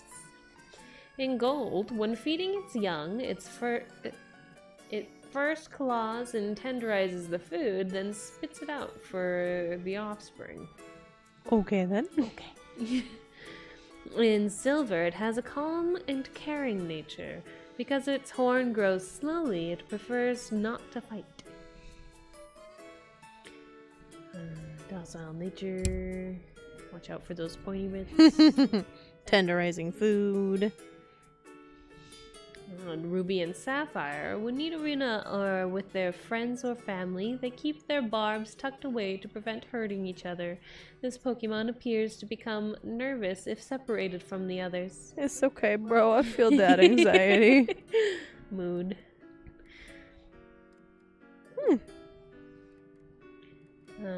In Fire Red, the female has gentle temperament, emits an ultrasonic cries that have power to befuddle foes.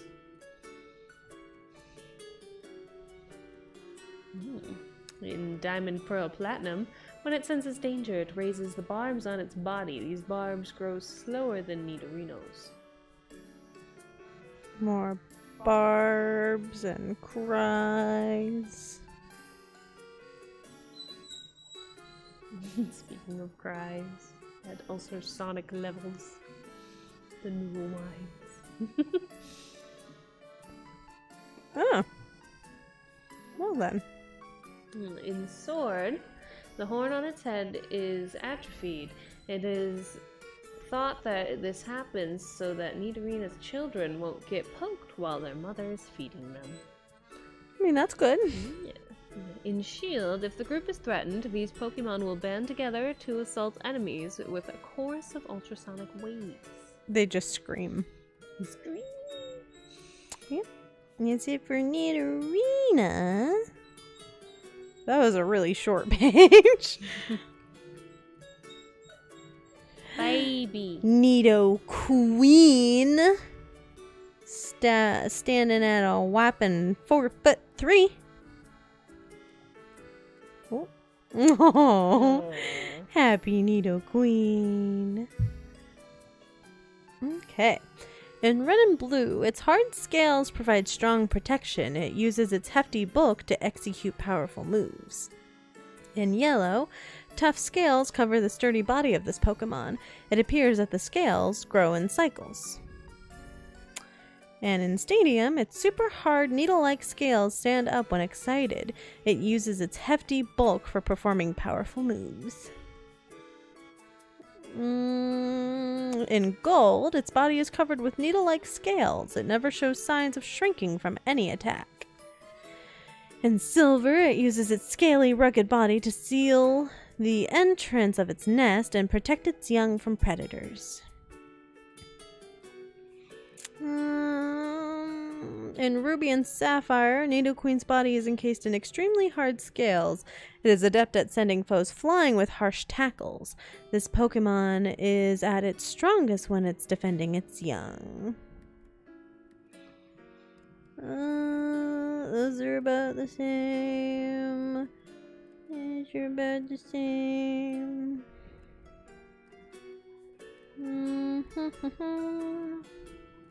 Many scales. In Sword, Nidoqueen is better at defense than offense. With scales like armor, this Pokemon will shield its children from any kind of attack. In Shield, it pacifies offspring by placing them in the gaps between the spines on its back. The spines will never secrete poison while young are present. Built-in protect. Alright. Time for Nidoran Male. Look at that boy. Oh, 1 foot tall. Oh. Babies. Small babes. Oh, that's really cute. In red and blue, stiffens its ears to sense danger. Its large horns are more powerful and the larger its horns, the more powerful its secreted venom. In yellow, its large ears are always kept upright. If it senses danger, it will attack with poisonous sting.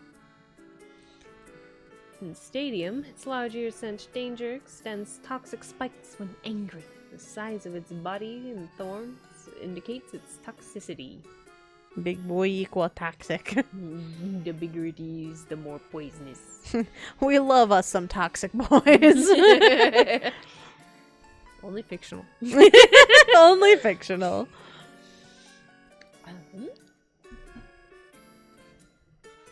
In Ruby and Sapphire, the male Nidoran has developed muscles for moving its ears. Thanks to them, the ears can be freely moved in any direction. The slightest sound does not escape this Pokemon's notice.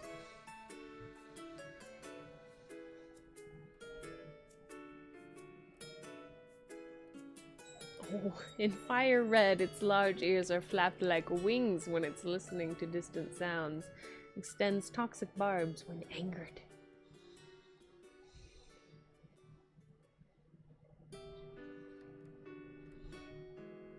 More scanning. Much ears. Many ears, many toxic.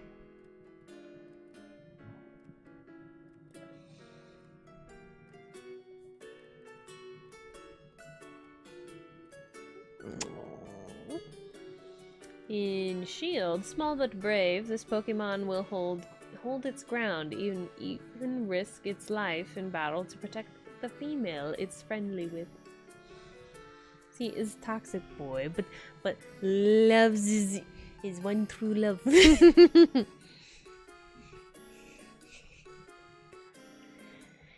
Nidorino. Hold 2 feet 11 inches. Oh! I just like this little tonk of the little Pokeball on his head.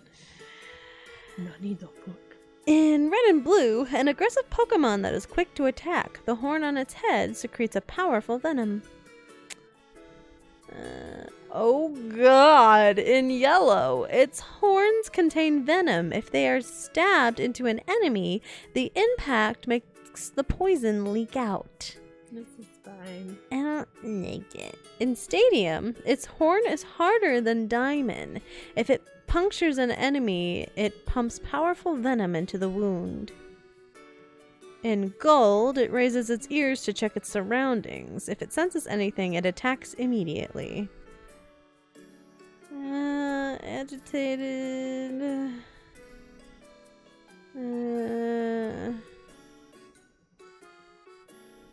Yeah, that's about the same.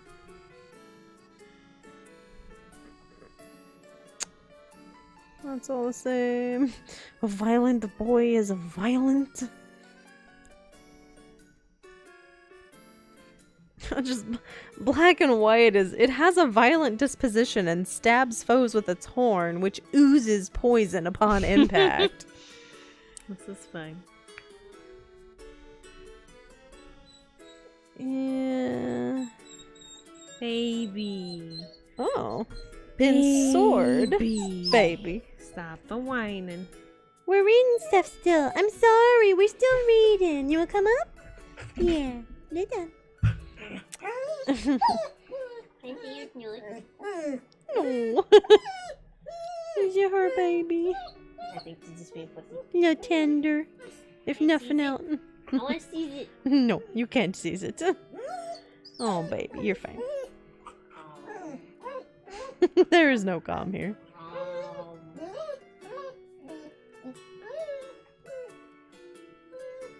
No, baby. Just be calm. We only, well, say we only have a little bit more left to read, but that's not true. No, we have a lot left to read. We haven't even made it through the first gen. It's fine. In Sword, with a horn that's harder than Diamond, this Pokemon goes around shattering boulders as it searches for a moonstone. Oh, in Shield, it's nervous and quick to act aggressively. The potency of its poison increases along with the level of adrenaline present in its body. Oh. Well then. On to the king. Big boy. 4'7". Angie boy. Fierce. Angie man. In Red and Blue, it uses its powerful tail to battle. It uses its powerful tail in battle to smash, constrict, then break the prey's bones. Oh god. In Yellow, the steel-like hide adds to its powerful tackle. Its horns are so hard that it can pierce a diamond. Okay. In Stadium, it has a rock-hard hide that is worn like armor. The long horn on its head is sharp and highly venomous. This is fine. Yeah, we're fine. In Gold, it swings its big tail around in battle. If its foe flinches, it will charge with its sturdy body. Oh lordy, come in. Oh my god. Oh my god. In Silver, its tail is thick and powerful. If it binds an enemy, it can snap the victim's spine quite easily. Alright, so somebody out there has to have made a humanized version of the Nidoking, right? And if he's hot, he can snap my spine. I'm just saying. Oh my god. In Crystal, it uses its thick arms and legs and tail to attack forcefully. Melee combat is its specialty. Thank you. Ruby and Sapphire, Nidoking's thick tail packs enormously destructive power.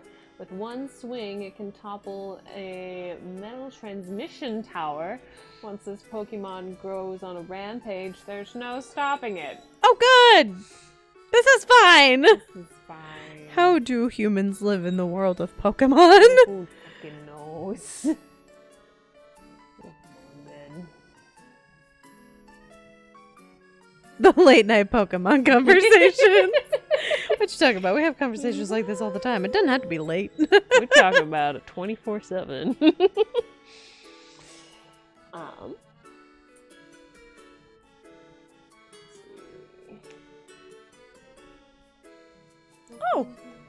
Oh.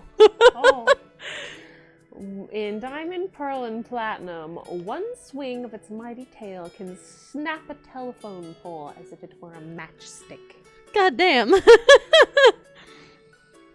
Good God.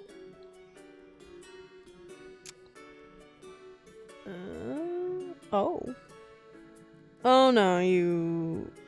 No. Yeah, you read that one.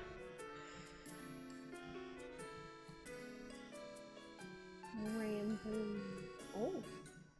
In Sword, when it goes on a rampage, it's impossible to control, but the presence of a Nidoqueen it's lived with for a long time. Nidoqueen becomes calm. No sump. Nidoking prides itself on its strength, it's forceful and spirited in battle, making use of its thick tail and diamond-crushing horn. Well, thanks for stopping by. Get lots of sleep. Be hydrated. All that fun stuff. Rest well. I don't know. At this rate, I feel like it's gonna be like a stream. It's gonna be a long series. a stream per region because Well, okay. It's gonna be like the first 3 or so regions are gonna be really long, and then like as we get further down the line, it's gonna be like, less. What the fuck is happening? Yeah. Yeah, it's true. There's a lot. A lot of Pokemon. A lot of Pokemon to get through. We haven't even gotten to the craziest ones yet. So Clefairy. It's only 2 feet tall. That's a small Clefairy ass. Leaving. I'm leaving this Noping planet. the fuck out. Bruh, I wish. Oh, very cute. Ribbons on Clefairy. Nope. We're gonna move on past that. one. Don't worry about that. Oh my god. Okay, so in red and blue, its magical and cute appeal has many admirers. It is rare and found only in certain areas. In yellow, adored for their cute looks and playfulness, they are thought to be rare, as they do not appear often.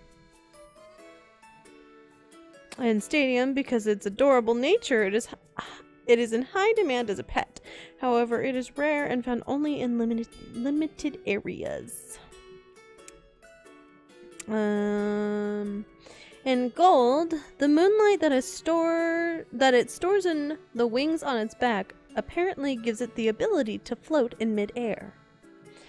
In silver, its adorable behavior and cry makes it highly popular. However, this cute Pokemon is rarely found. I'm disappointed in the humanoid Nidokings. But apparently people aren't reading the Pokedex entries to know that they need to draw it. I mean, there are some, but they're not hot. Sad days. In crystal, though rarely seen, it becomes easier to spot for some reason on the night of a full moon. In ruby and sapphire, on every night of a full moon, groups of this Pokemon come out to play. When dawn arrives, the tired Clefairy return to their quiet mountain retreats and go to sleep nestled up against each other. That's cute.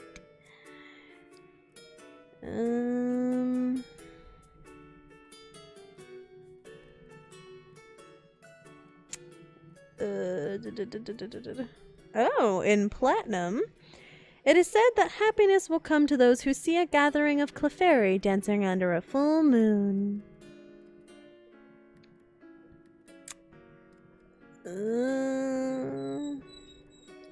In black and white too, on nights with a full moon, Clefairy gather from all over and dance, bathing in moonlight makes them float.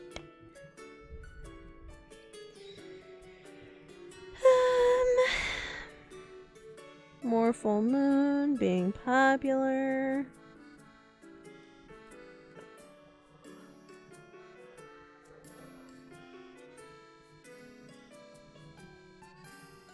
That's about it about Clefairy. Moon, dancing, cute, popular. Clefable! 4'3".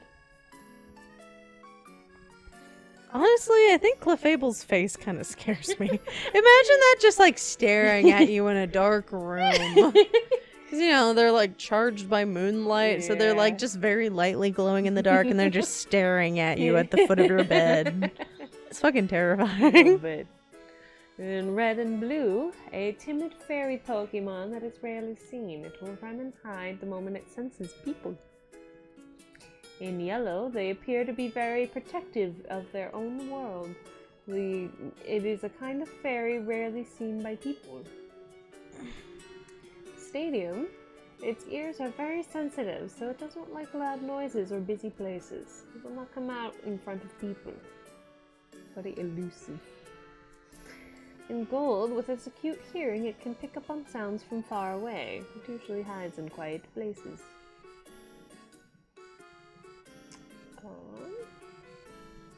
In crystal, it is said to live in quiet, remote mountains. This type of fairy has strong aversion to being seen.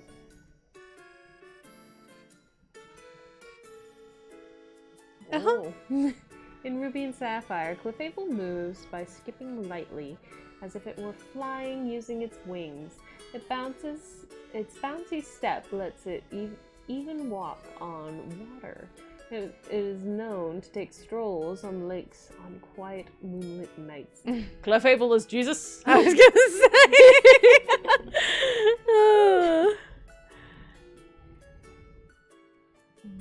Oh my god. Fire red. It has an acute sense of hearing. It can easily hear a pin being dropped nearly 1,100 yards away. Goddamn.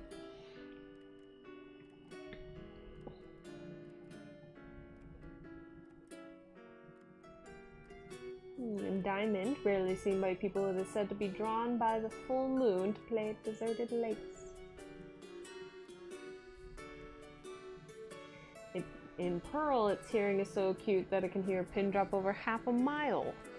It lives on quiet mountains. More sensitive ears. Half a mile.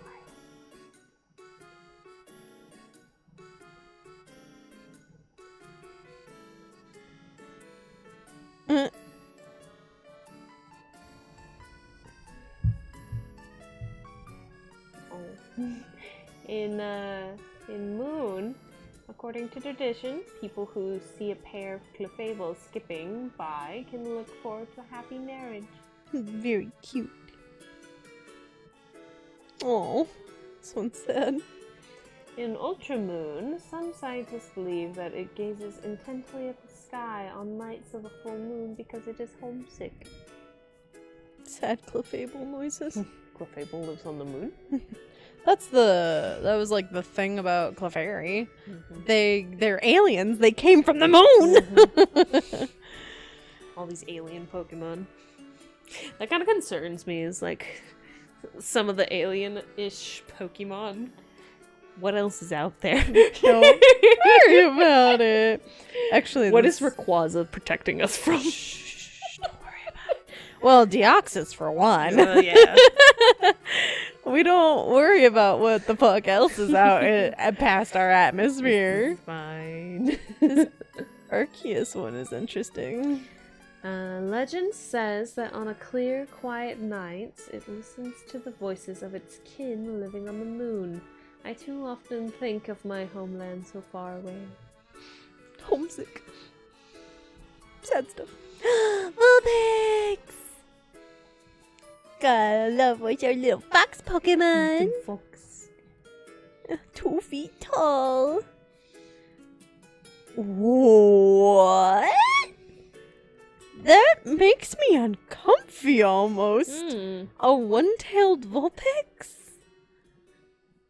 Oh, that's an Alolan Vulpix egg? That's so cute. I love it. Babies. Babies. Oh my god, why are you so cute? In red and blue, at the time of birth, it has just one tail. The tail splits from its tip as it grows older.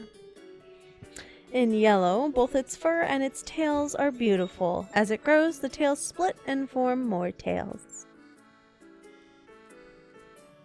What? That's so weird. In Stadium, a single white-colored tail splits into 6 beautiful tails. As it grows older, it grows even more tails. Interesting. Oh, in gold, as it develops, its single white tail gains color and splits into 6. It is quite warm and cuddly.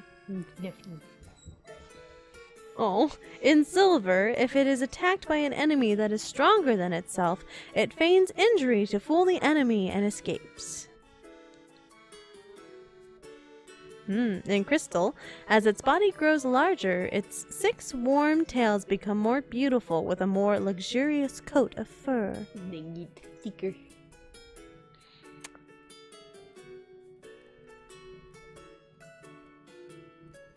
Oh, in Ruby, at the time of its birth, Vulpix has 1 white tail. The tail separates into 6 if this Pokemon receives plenty of love from its trainer. The 6 tails become magnificently curled.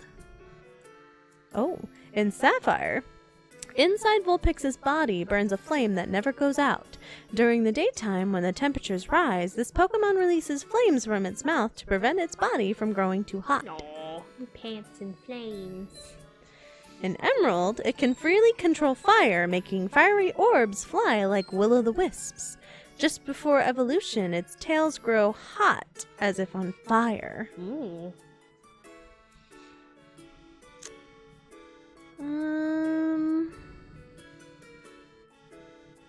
More tails.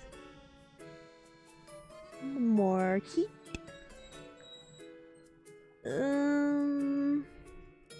Oh god. In Moon, from its mouth spew flames that seem to resemble the spirits of the deceased. Some people mistakenly think this fire is a ghost. No, in Ultra Sun, its beautiful tails have made it very popular. However, if it's not brushed diligently, it will be a mass of tangles before you know it. Brush your Vulpix daily. Yes. Ultra Moon, it manipulates balls of fire to catch its prey. If you raise one from when it's young, it will grow close to you like a puppy Pokemon. Let's see, a Lowland Vulpix. In Sun, it exhales air colder than -58 degrees Fahrenheit. Damn. Elderly people in Alola call this Pokemon by an older name, Kyokyo. In Moon, in hot weather, this Pokemon makes ice shards with its 6 tails and sprays them around to cool itself off. Ultra Sun, if you carelessly approach it because it's cute, the boss of the pack, Ninetales, will appear and freeze you. In Ultra Moon, they live together in a skulk, helping one another. Before eating their prey, they freeze it solid with their -58 degrees Fahrenheit breath. Frosty. In Pikachu and Eevee, it looks like snow come to life, and the breath it exhales is -58 degrees Fahrenheit. Another name for it is Kyokyo.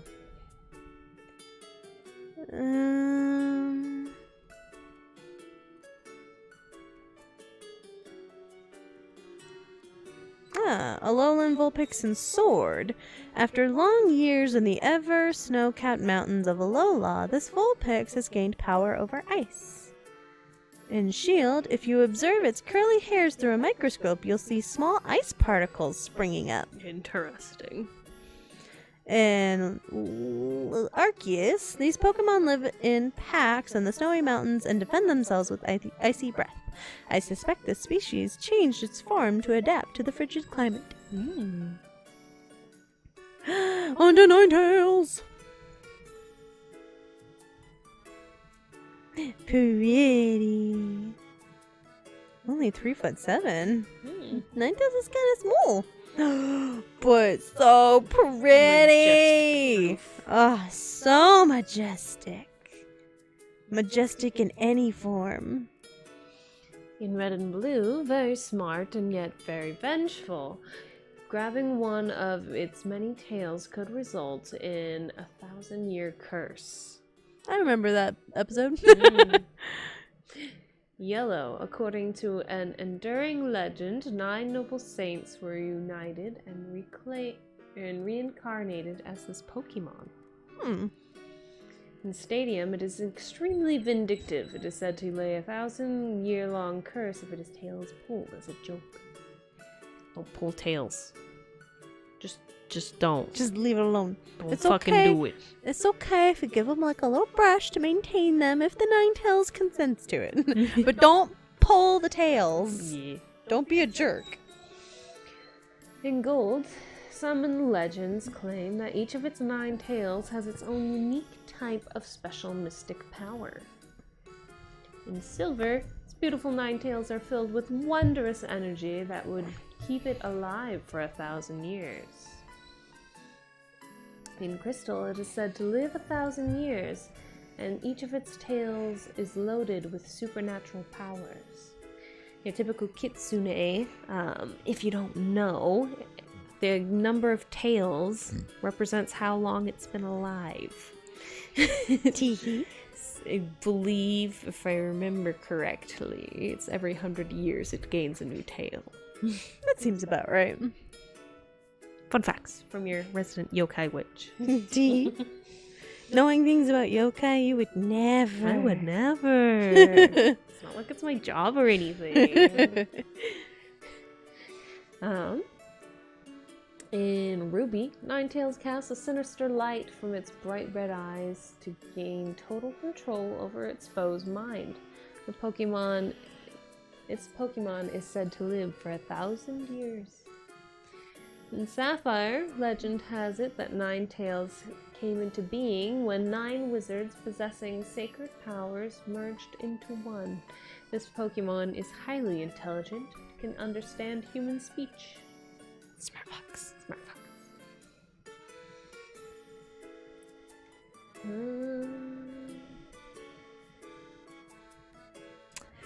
More powers and long life. Vengeance. I like how it moved from saints to wizards. Well, then they brought the saints back. Might be a translation thing. Maybe. Oh. Oh. In Moon, said to live for 1,000 years, this Pokemon uses supernatural abilities to manipulate fire and can burn its prey to a crisp as it pleases.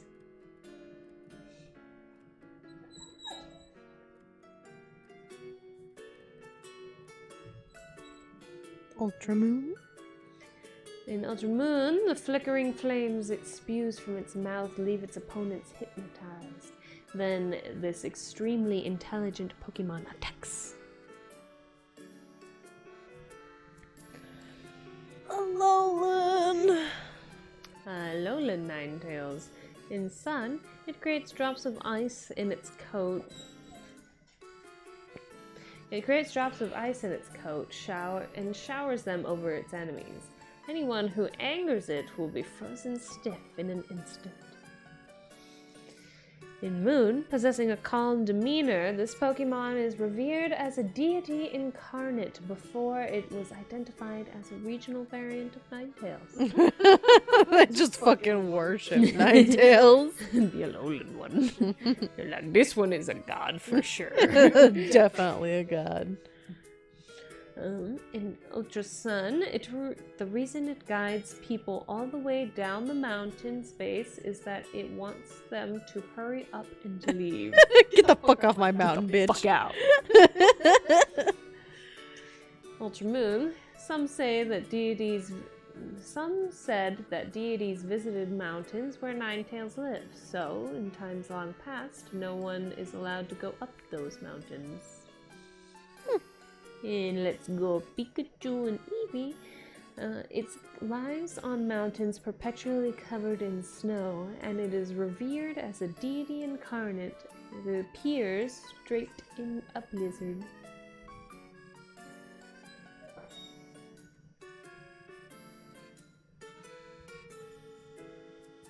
The Alolan ones are different.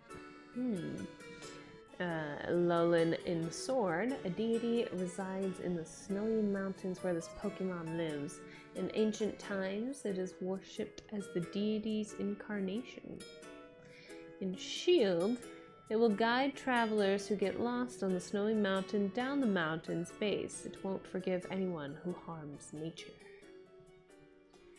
Then, in Arceus, dwells on sacred peaks perpetually covered in snow, said to appear to virtuous people who have lost their way on mountain paths, then guides them back down to the mountain's base. Get the fuck off my mountain. Get lost, bitch. This is my mountain. Oh, good, Jigglypuff. This little thing. Round little puffball. Staying at a whole 1 foot 8 inches. Oh. Oh. Sad Jigglypuff noises. What is that little tuft? This is very cute. I like when they have different hairstyles. It's cute. Oh my god, this Jigglypuff is me. Mood. Sing. I'm guessing that's onigiri. I thought it was mochi, but it looks more like onigiri. Onigiri colored like Sakura mochi. Yes, that Jigglypuff is me. Oh, A life or gore. the Detective Pikachu Jigglypuff is a little spooky. A little spooky. It's fine. In red and blue, when its huge eyes light up, it sings a mysteriously soothing melody that lulls its enemies to sleep.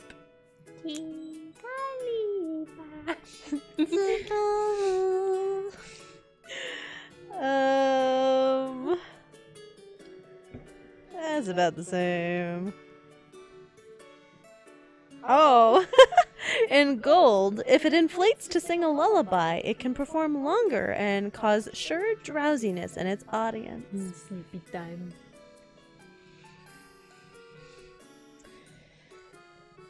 Lots of sleeping, many sleepings, oh wow. Oh, in ruby, Jigglypuff's vocal cords can freely adjust the wavelength of its voice. This Pokemon uses this ability to sing at precisely the right wavelength to make its foes most drowsy. Nora, you're fine. Nora, Bunny is also fine. let him be. It's not time. Hey, it's not time yet. It's fine. Lay down. He will get taken care of, I promise. Get up here. Come on. Snug. Snug and read more Pokemon entries with us. No. Oh no. Oh no. In Sapphire, when this Pokemon sings, it never pauses to breathe. If it is in battle against an opponent that does not easily fall asleep, Jiggly cannot breathe, endangering its life. Jigglypuff, take a fucking breath. No, impossible. When you sing, you have to learn to breathe through your nose while you're singing. That's how this works. Jigglypuff has no nose, confirmed. Cannot breathe.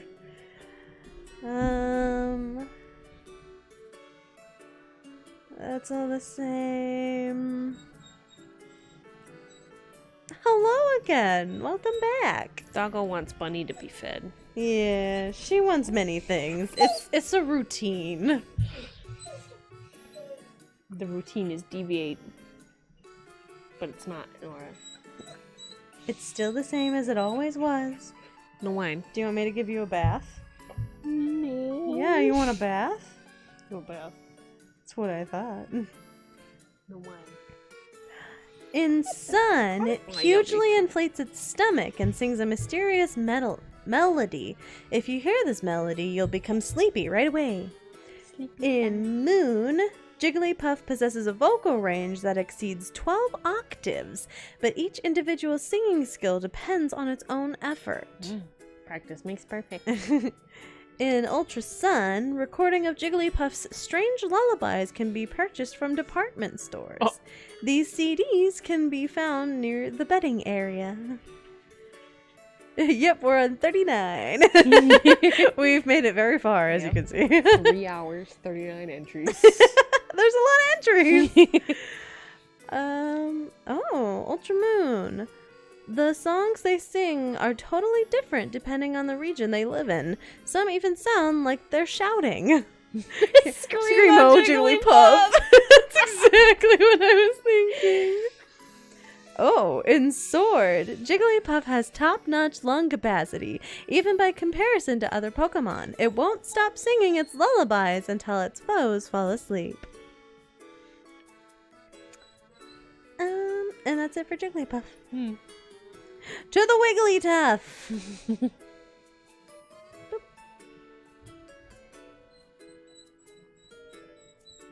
Oh, Wigglytuff is broken. It's fine. 3'3". Oh my god! Angy Wigglytuff! Better Wigglytuff! Oh no, roasted Wigglytuff! Well, Wigglytuff getting the short end of the stick. This is fine. In red and blue, the body is soft and rubbery. When angered, it will suck in air and inflate itself to enormous size. In yellow, its body is full of elasticity. By inhaling deeply, it can continue to inflate itself without limit. Oh God! Without limit! I did not think Wigglytuff would scare me. In stadium, its soft, supple skin allows it to expand like a balloon. If it gets angry, it inhales and inflates itself steadily. Gold, their fur feels so good. If two of them snuggle together, they won't want to be separated. Oh, I want to snuggle with a Wigglytuff. Wigglytuff snugs. And silver, it has a very fine fur. Take care to not make it angry, or it may inflate steadily and inflate steadily and hit with a body slam. Oh my God, like massively inflated Wigglytuff just fucking body slamming you. That's horrifying. But hey, it might be cuddly. It might be cozy. Do you think a Wigglytuff could be a hot air balloon? Just inflate. Just float. Apparently they can inflate without limit. Who's to say that they can't be the next hot air balloon? In crystal... Oh no, that one was pretty similar. These snuggle, they don't want to separate. In Ruby, Wigglytuff has large, saucer-like eyes. The surface of its eyes are always covered with a thin layer of tears. What? If it gets any dust, if any dust gets in this Pokemon's eyes, it is quickly washed away. I mean, that's good. That one's pretty good though. Okay. The end of in Sapphire, the end of it is once inflated, Wigglytuff bounces along like a balloon. It's pretty great. Oh. Ooh. Emerald, its fur is the ultimate luxuriousness. Sleeping alongside a Wigglytuff is simply divine. Its body expands seemingly without end when it inhales. In Fire Red, its fur is extremely fine and dense and supple. The exquisitely pleasant fur conveys the image of luxury. Inflating. Much Fur inflate. sublime. No separating two snuggly Wigglytuffs. Oh. In Sun, it sheds the fine fur when the season changes. The fur is gathered to spurn a luxurious yarn. You know, I was wondering, like in the back of my head, I was like, do we skin Wigglytuff for fancy fur coats or what? You just brush them out like you do huskies and then just collect all their fur and make yarn. Yep. You know, the humane way. No skinning, okay? Oh, we know how many Pokemon exist. Don't you fucking worry. We're not doing it all tonight. There's no fucking way. Yeah, we'll probably break it up into like a region per strain. Yeah. So, look forward to that. More streams. It's kind of fun to go through all of them because you'll find something that you didn't expect. Mm-hmm. Like, I didn't expect to find Wigglytuff being able to inflate without end. In Moon, as it inhales, it expands and expands and expands. Wigglytuff compete to see which one can inflate itself the most. Just balloons bouncing everywhere. And that was the entry. It does say and expands multiple times. Yeah. What? Ultra Moon, when it gets angry, it inhales with all its might, and the body gradually inflates. Sometimes they can grow to 20 times larger. God damn! You don't need a Gigantamax Wigglytuff because it just inhales and it becomes giant. It is a Gigantamax. It doesn't need anything to be.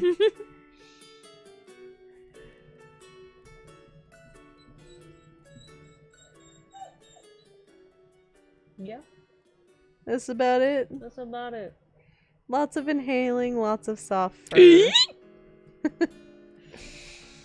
Oh, good, Zubat. Bet. I don't know, this one might go fast. Oh yeah, and red and blue forms colonies in perpetually dark places. Uses ultrasonic waves to identify and approach targets. They're bats.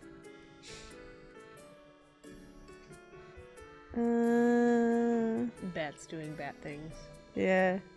Oh, in Ruby, Zubat remains quietly unmoving in a dark spot during the bright daylight hours. It does so because prolonged exposure to the sun causes its body to become slightly burned. Vampire. Oh, Emerald. While living in pitch black caverns, their eyes gradually grew shut and deprived them of their vision. They use ultrasonic waves to detect obstacles. It once had eyes. It once had eyes.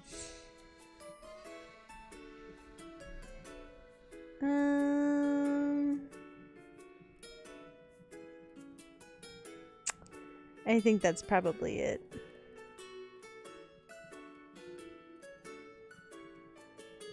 Yeah, nothing really crazy about Zubat.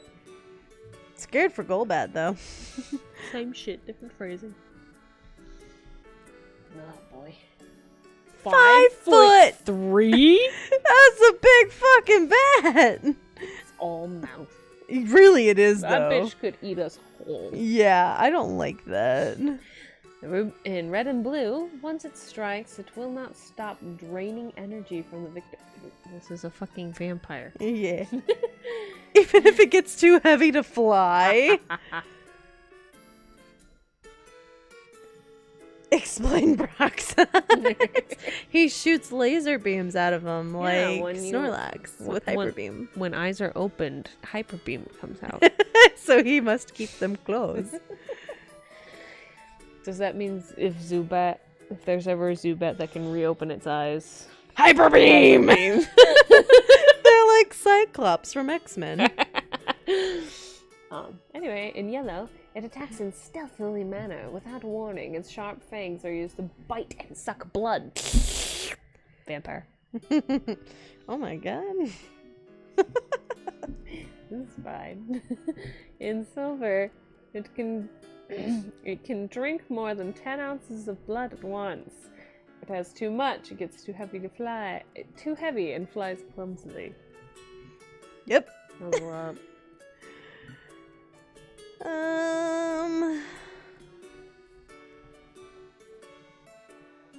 Fresh blood.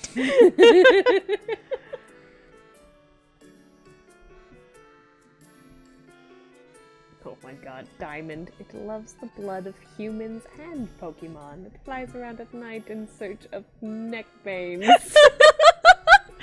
We gotta find those veins! Oh my god.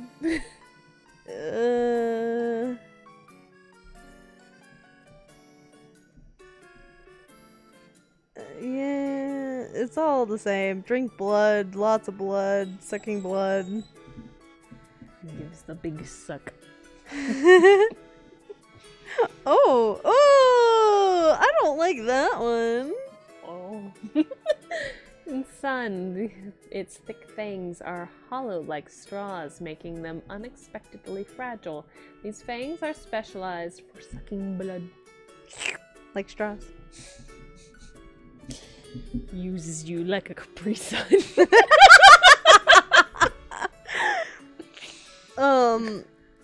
The Ultra Sun one. Every once in a while, you'll see a Golbat that's missing some fangs. This happens when hunger drives it to try biting Steel-type Pokemon. Dumb bitch. That's not a Capri Sun. This is a metal snake. That's pretty much it for Golbat. Moving on. Oh, Oddish! What is? The weed Pokemon! Smoke weed every day. Oh, I did not see. I thought this over here was an eye, and I was like, what the fuck? That's not what I was expecting. What the artist doing? What the artist do? What the artist doing? Okay. Red and blue. During the day, it keeps its face buried in the ground. At night, it wanders around sowing its seeds. Oddish just wander around jizzing everywhere. Like, eh? Oh god. In yellow, it may be mistaken for a clump of weeds. If you try to yank it out of the ground, it shrieks horribly.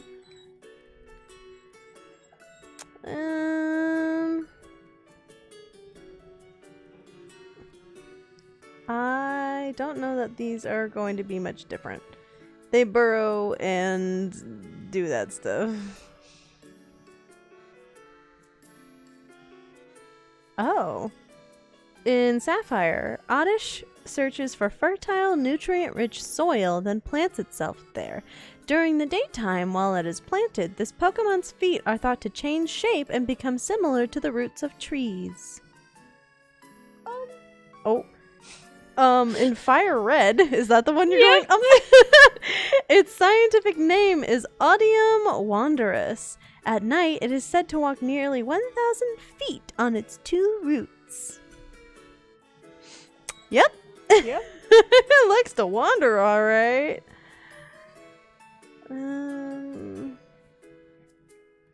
Yep, that's Oddish. Reddish with legs. Yeah. Accurate. All right, time for Stinky Gloom. Stinky. Also still the weed Pokemon. 2 feet 7 inches. That Gloom. Gloom with its eyes open. The one that doesn't do Hyper Beam with open eyes. What if? But what if? In Red and Blue, the fluid that oozes from its mouth isn't drool, it's nectar that is used to attract prey. Ah, so that's how it gets things around them. Yellow, it smells incredibly foul. However, around 1 out of 1,000 people will enjoy sniffing its nose-bending stink. That's some special people. In Stadium, the horrifying smelling pistil of this flower will stinks over a mile away. Unwittingly inhaled, it can cause fainting. And so they fucking died. Guess I'll die.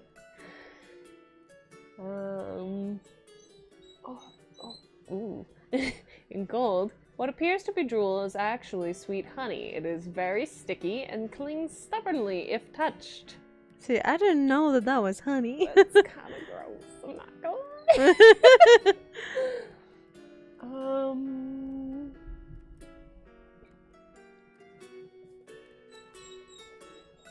It's honey and it's stinky.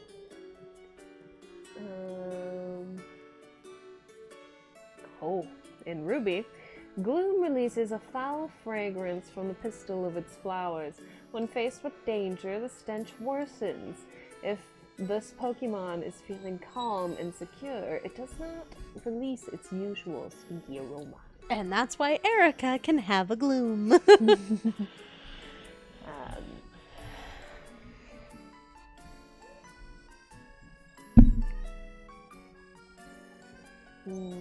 Stinky and honey. Oh my god. Hey, Emerald, hang on. A horribly noxious honey drools from its mouth. One whiff of honey can result in memory loss.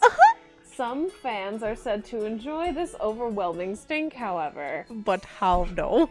And then Fire Red, its pistils extrude a incredibly foul odor. Its stench can be caught at a distance of 1.25 miles away. Damn. More honey. More honey. Alright. We learned that stanky and honey. We learned that Gloom has honey. And it's concerning. Vileplume at 3 feet 11 inches. Let's see, in red and blue, the larger it's... Oh, it's a scab that got picked. Were you chasing Jake and he got you? Oh, probably. Gloom is a walking medicine that went too far. Okay, red and blue for Vileplume. The larger its petals, the more toxic pollen it contains. Its big head is heavy and hard to hold up. Stop. Oh. You're fine. In yellow... Lay down, honey. Oh, baby. In yellow, it flaps its broad flower petals to scatter its poisonous pollen. The flapping sound is very loud. This is fine. Oh, in stadium, scatters allergy-causing pollen from its broad petals. The larger the petals, the more pollen is scattered. Baby, you're sleepy. Just come lay down. Spam fussy. Fussy noodle. She's tired. You are. You are. You can't fool me. We still got a ways to go in the region, baby girl. Oh, God. In gold, it has the world's largest petals. With every step, the petals shake out heavy clouds of toxic pollen. In silver, the bud bursts into bloom with a bang. It then starts scattering allergenic, poisonous pollen.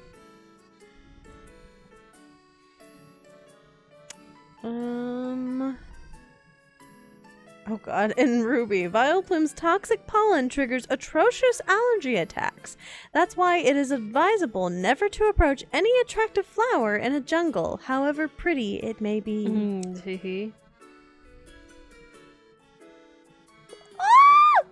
In sapphire, Vileplume has the world's largest petals. They are used to attract prey that are then doused with toxic spores. Once the prey are immobilized, this Pokemon catches and devours them. This is fun.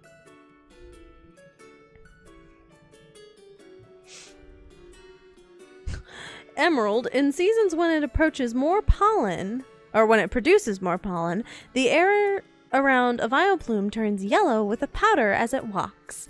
This pollen is highly toxic and causes paralysis. This is fine. Ow, you're pinching me. Also, considering there's 151 Pokemon in the first gen, I don't even know if we're gonna go all the way through. Speedrun. Well, some of these are like, we're getting to the end of this one because they're now starting to repeat. It's fine. Lay down. I know, just lay down and be sleepy. Just a little over 100 to go. Yeah. And we're already like over 3 hours into this. This is fun. I have work tomorrow. Nora. Oh, let's see. We can skip around. All right, Paris. Do we want to read the Pokedex entries on Paris? Yes, unfortunately. You want me to speed run this reading? Got it. Red and blue. Burrows to suck tree roots. The mushrooms on its back grow by draining nutrients from its bud host. Oh, that's right. Yeah. It's the parasite. Yeah, that's why I was like, yeah, we're fucking reading. Yeah, we do have to read this one. It's fucking creepy. Yellow. Burrows underground to gnaw at tree roots. The mushrooms on its back absorb most of the nutrition. Oh gosh. Gold. It is doused with mushroom spores when it is born. As its body grows, mushrooms sprout on its back. Silver. As its body grows, oriental mushrooms called kochusako start growing out of its back.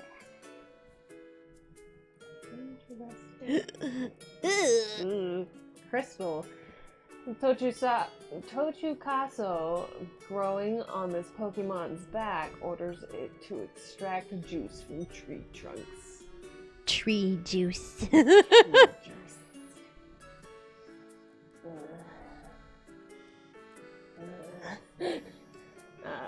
Ruby and Sapphire. Parrots have parasitic mushrooms growing on their back called Tochukaso. They grow large by drawing nutrients from this bug/grass type Pokemon host. They are highly valued as medicine for extending life. But At what cost? yes. Those are all the same.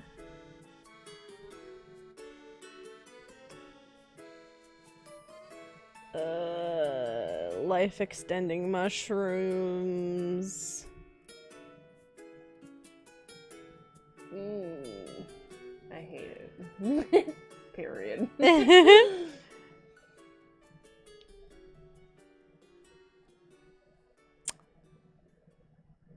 Yep.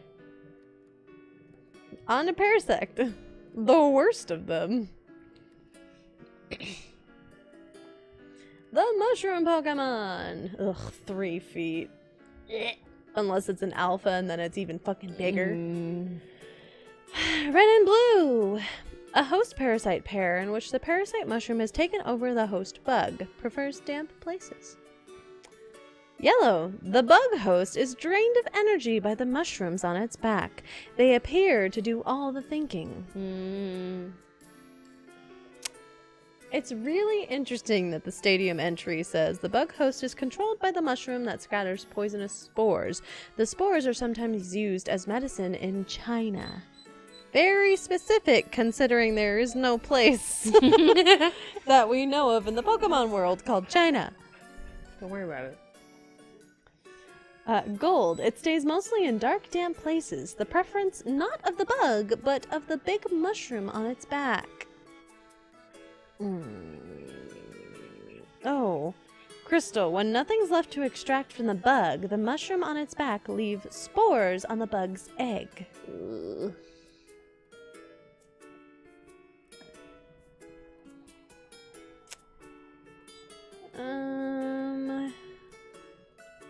Toxic spores.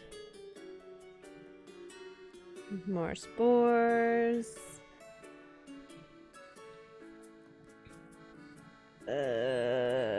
Infesting. Oh, okay.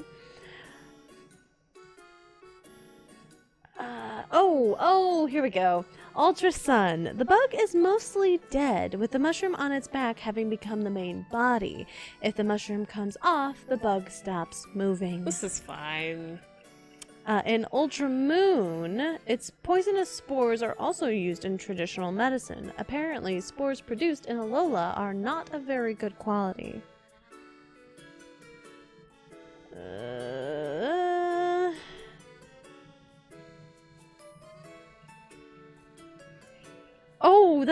Okay.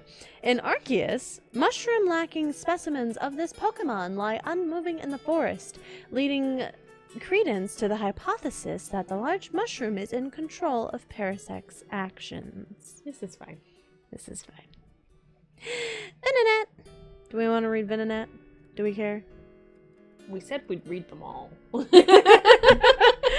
I know you want to speed run. But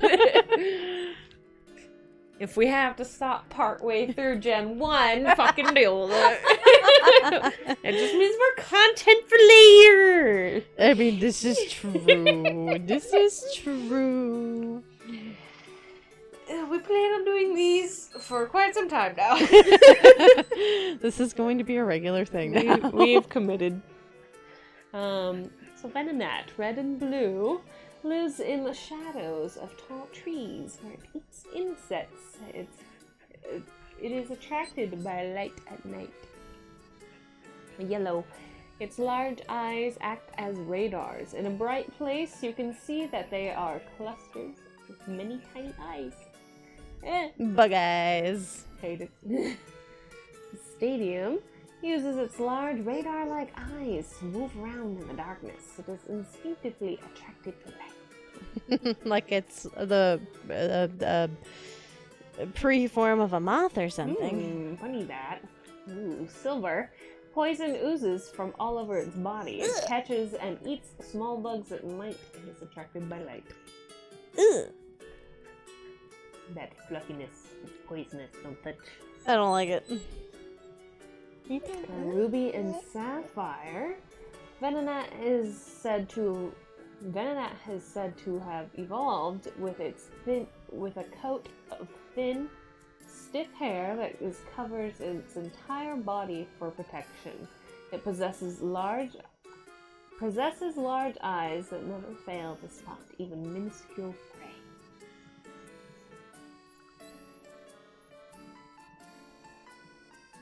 You're fine, baby. I know, life is so hard for a puppy. So hard.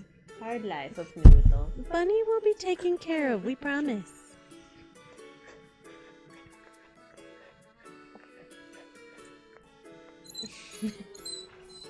I think... Baby.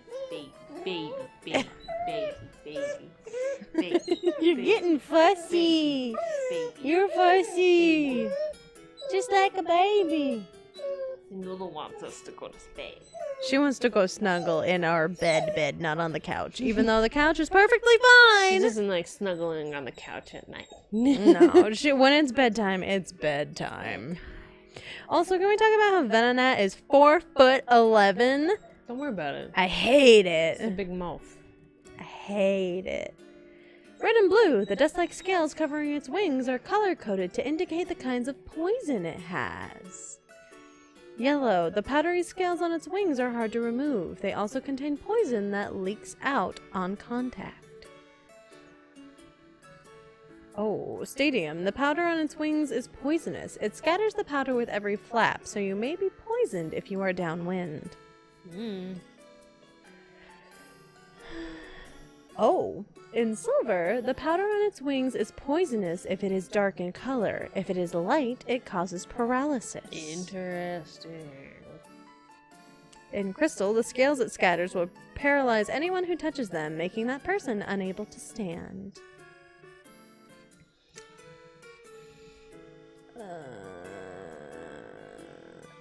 In Ruby and Sapphire, Venomoth is nocturnal. It is a Pokemon that only becomes active at night. Its favorite prey are small insects that gather around streetlights, attracted by the light of the darkness. Light in the darkness. Also, next schedule's not going to be Pokedex readings. It's going to be jam-packed with Genshin because Sumeru comes out next week, so. Cough, cough.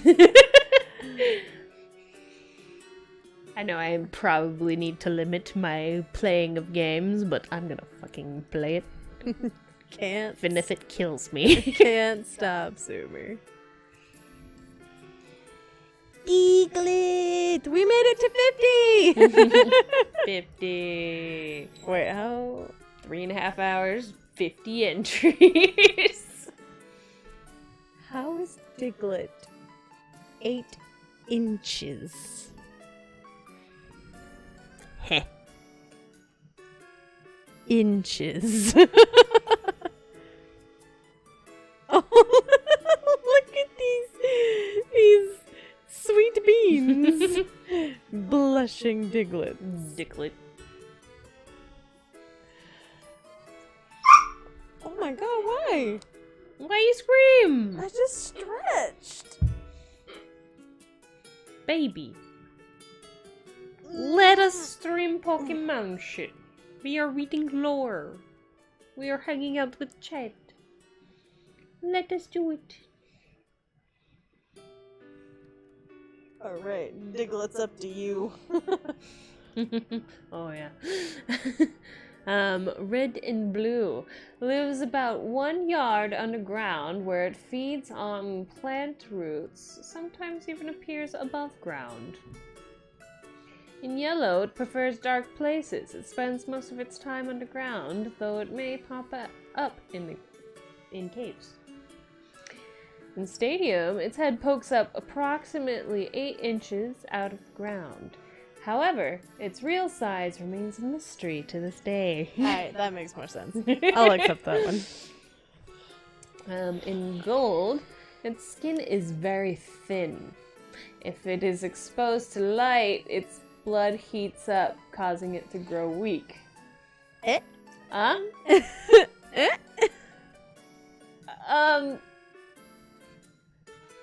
a little sussy. Silver. If a Diglett digs through a field, it leaves soil perfectly tilled and ideal for planting crops. In crystal, it digs underground, chews on tree roots, sticking its head out, but only when the sun isn't bright. So he likes overcast days. Mm-hmm.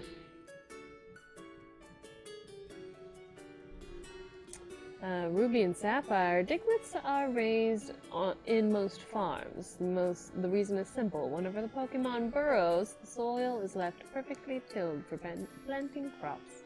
The soil is made ideal for delicious veggies. Farming. Lives yard underground. More farms. Plant roots. What? In Moon, many farmers cherish and nurture Diglett because its droppings enrich the soil it lives in. Dropping? No. It shits. No. How do you know if you don't know how long Diglett is? Well, the soil's fertile somehow. Oh, yeah. Considering a Diglett's potential diet being tree roots, it is getting pretty nutrient rich diet. Therefore, its shit is also nutrient rich. Science of Pokemon. Science! Hey, look, Alolan. Alolan Diglett. Sun. Its head sports an altered form of whiskers made of metal. When in communication with its comrades, its whiskers wobble to and fro. Just little antennas. In Moon, its golden hairs function as sensors. It pokes them out of its burrow to monitor its surroundings.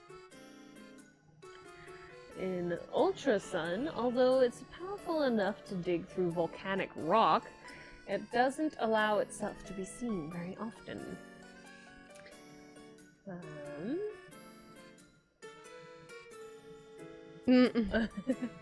mean, I was coming again.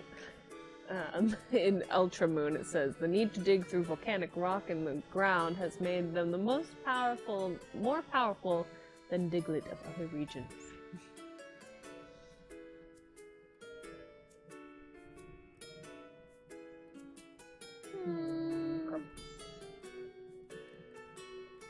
I think that's about the same.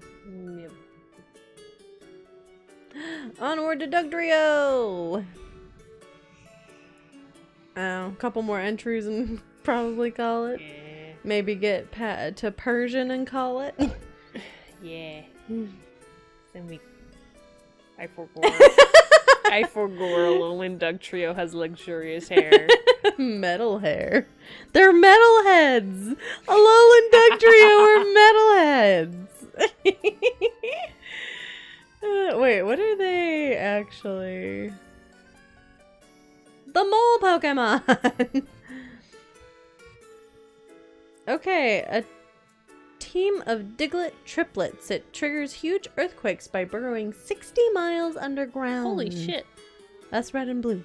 In yellow... Oh, in yellow, a team of triplets that can burrow over 60 miles per hour. Due to this, some people think it's an earthquake.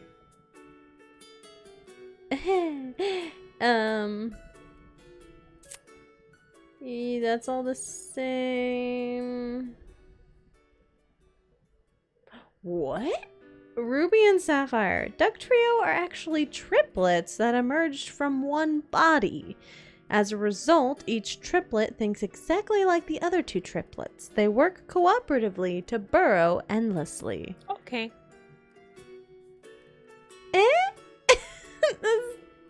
Oh, I like that.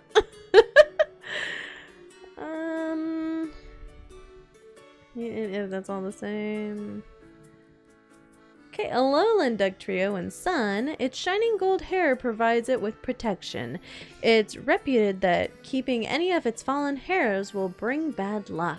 In Moon, these Pokemon are cherished in the Alola region, where they are thought to be feminine deities of the land incarnate. Ultra Sun, its metallic whiskers are heavy, so it's not very fast, but it has the power to dig through bedrock. This is fine. Ultra Moon, its shining gold whiskers are advanced sensors that can detect vibrations from sounds several miles away. Well then.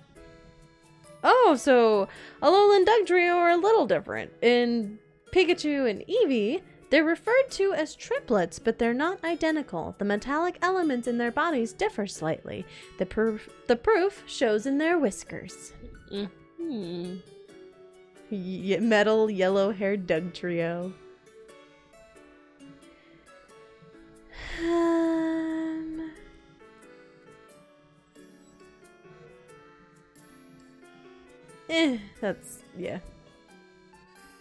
That's about it. They dig fast.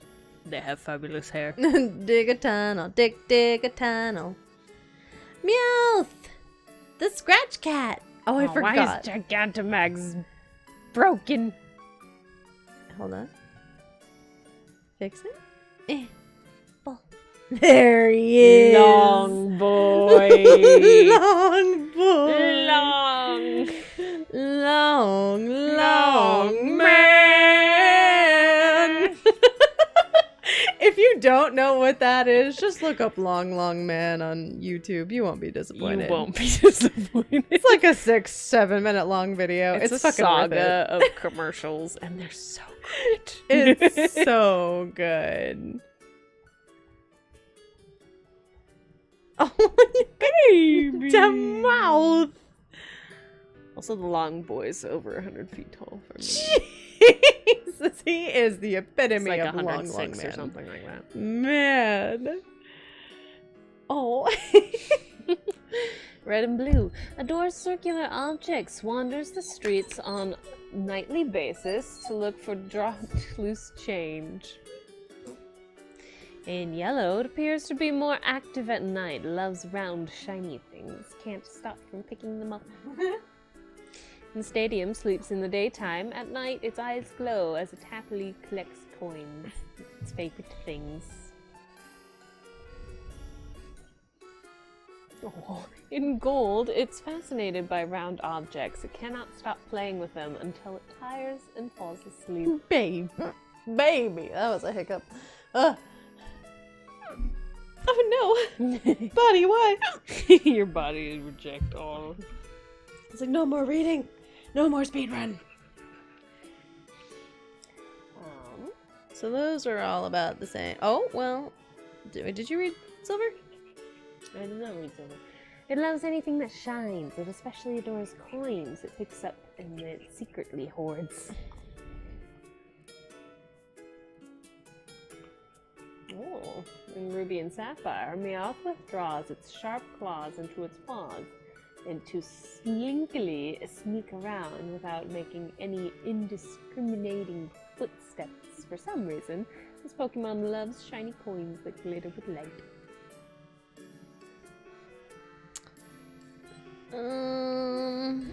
Those are all about the same.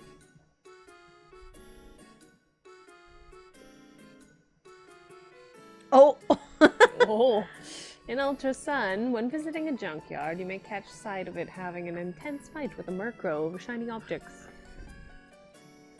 That's funny too. Ultra Moon, it loves coins, so if you'll give it one, you can make friends with the Meowth easily. But it's fickle, so you can't count on that friendship lasting. Apparently, hair just has power, just in general. Just Yeah. anything to do with hairs. Alolan. Alolan Meowth in Sun, this Pokemon was not originally found in Alola. Human actions caused a surge in their numbers, and they went feral. They're prideful and crafty. In Moon, when its delicate pride is wounded, or when the gold coin on its forehead is dirtied, it flies into a hysterical rage. Angry. In Ultra Sun, it is impulsive, selfish, and fickle. It's very popular with some trainers who like to give it the attention it needs. In Ultra Moon, a royal house that flourished in the distant past have brought it here from another region. Meowth is both selfish and prideful.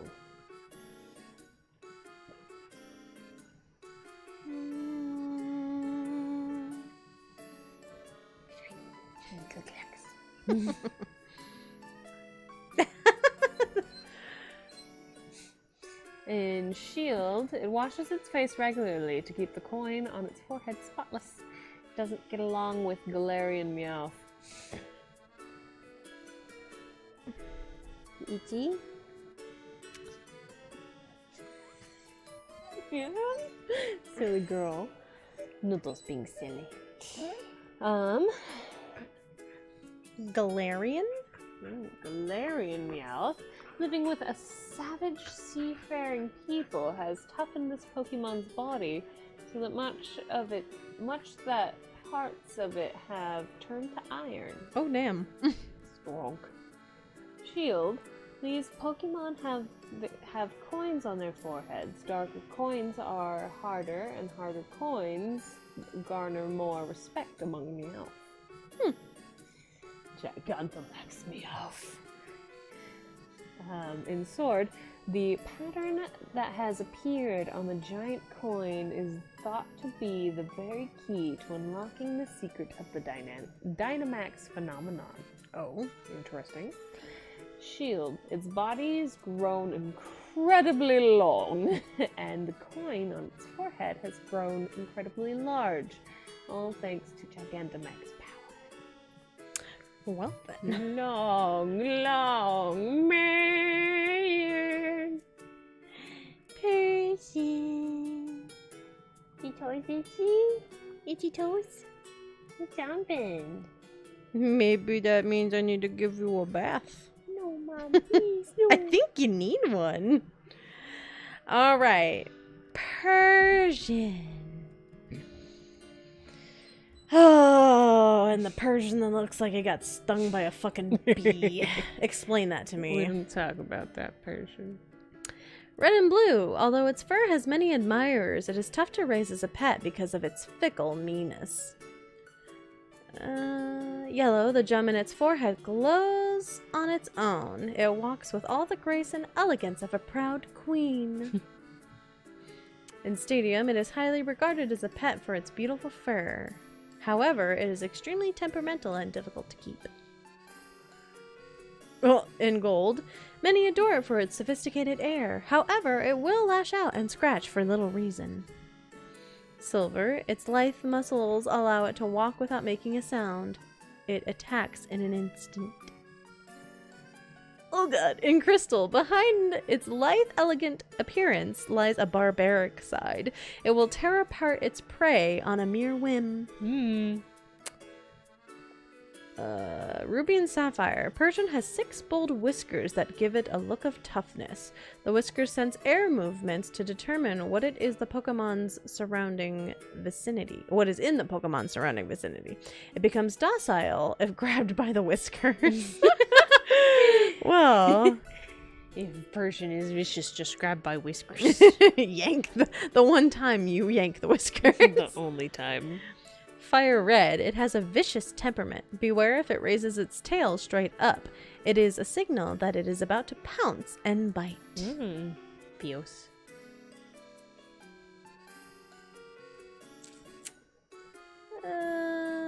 Haughty Pokemon. Whiskers. Oh god. In Sun, it has a violent temperament. It will attack anything that looks it in the eye. Its sharp claws inflict deep wounds. In Moon, it has a high opinion of itself, although not to the same extent as the Alolan Persian. It's quite difficult to make friends with this Pokemon.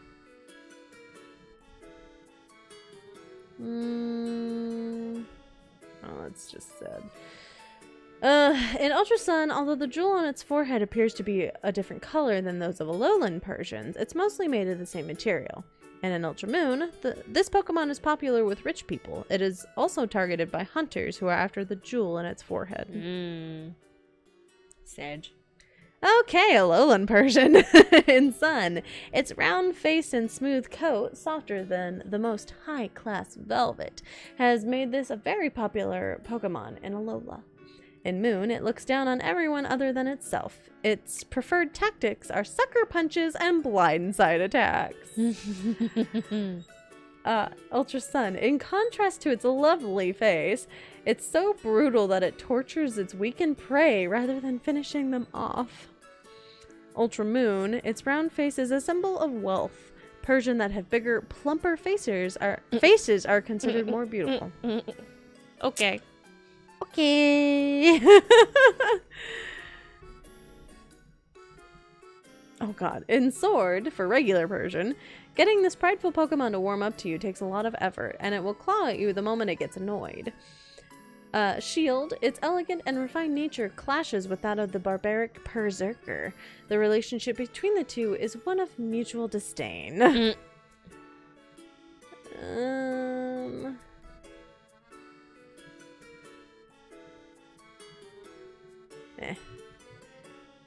That's it for that.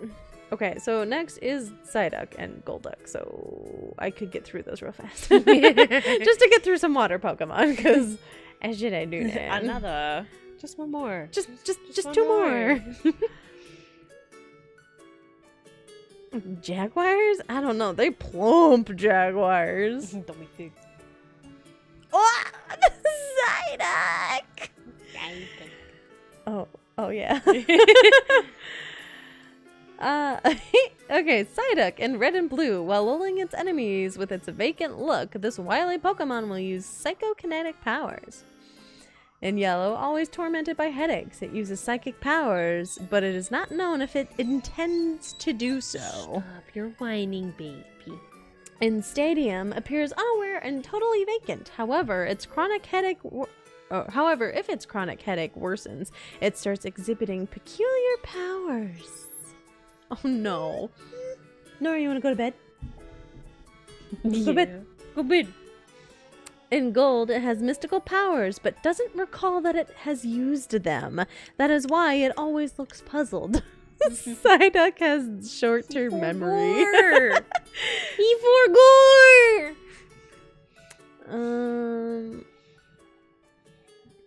Psy4 gore. Crystal! The only time it can use its psychic power is when its sleeping brain cells happen to wake.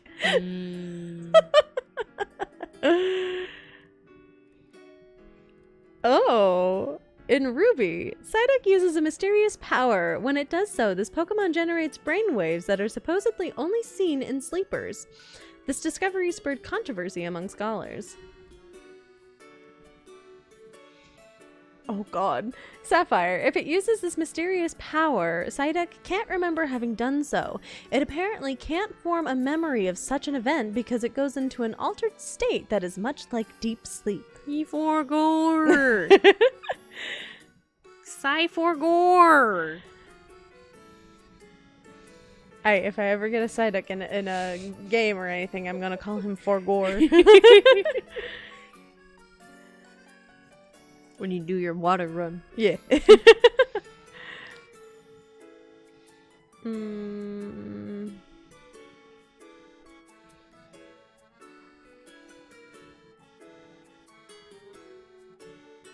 Oh, and Arceus suffers perpetual headaches. If the agony grows too great, Psyduck's latent power erupts, contrary to Psyduck's intent.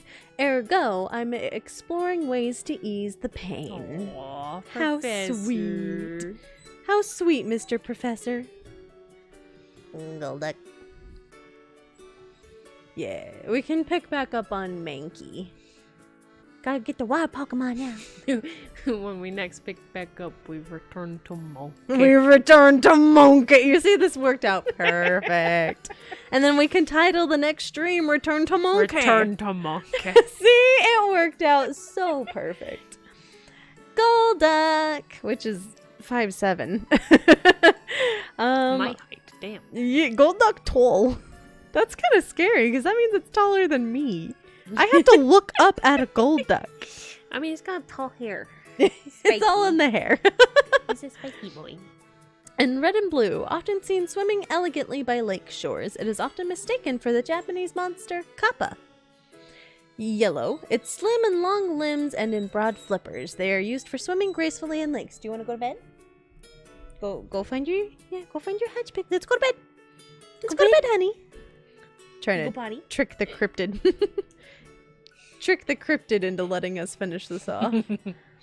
We distract her. She usually grabs the toy when we prompt her as such. Yeah, so now she's munching on it. Oh, in gold, when it swims at full speed using its long webbed limbs, its forehead somehow begins to glow. Silver, it appears by waterways at dusk. It may use telekinetic powers if its forehead glows mysteriously.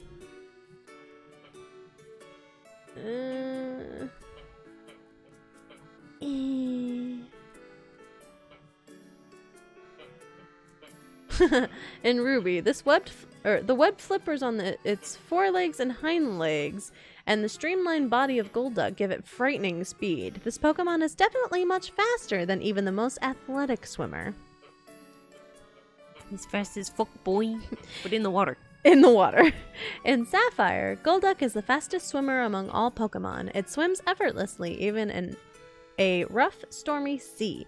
It sometimes rescues people from wrecked ships floating in high seas. Or floundering in high seas. What a nice boy. Emerald. A Golduck is an adept swimmer. It sometimes joins competitive swimmers in training. It uses psychic powers when its forehead shimmers with light.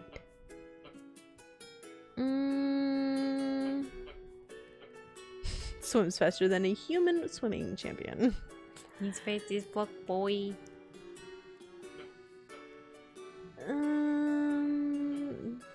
Very fast boy. Flippers.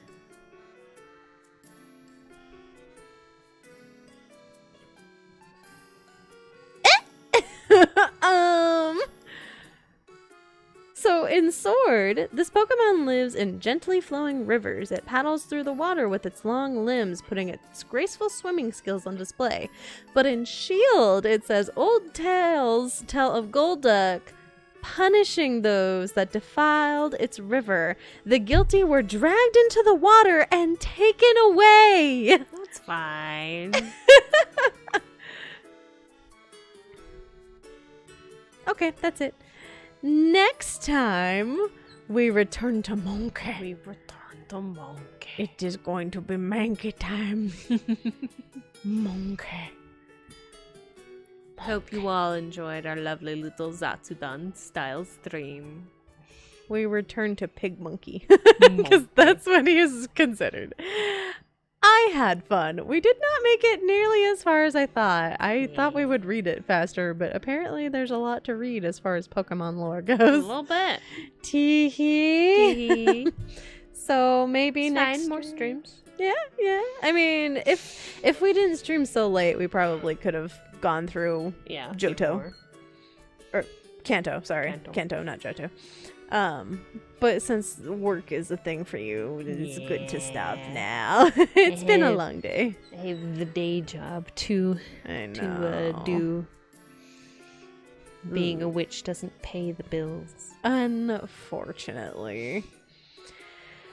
Well, thanks everybody for coming and chilling. Hopefully we'll be doing more stuff like this at a later date. Yes, we're gonna be doing like more Pokemon readings and whatnot, but there's other stuff that we can read. We've got other ideas for lovely, just chill little Zatsu streams. Yes, because I think it would be lots of fun. I've got a novel I can read you guys.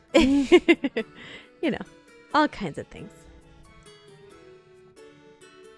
Yes, next time on Pokedex reading. Thanks for stopping by, everybody. Make sure, if you're not subscribed, to hit the subscribe button.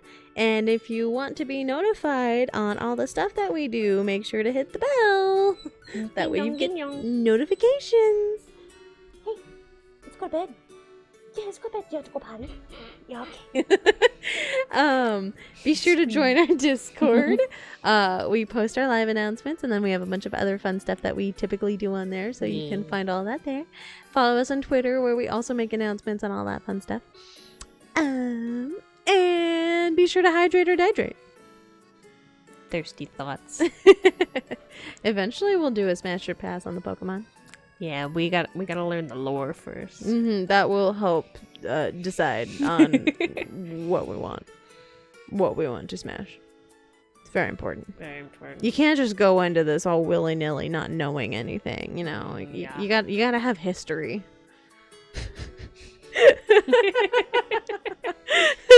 Anyway, we will see you guys next time. Bye. Bye.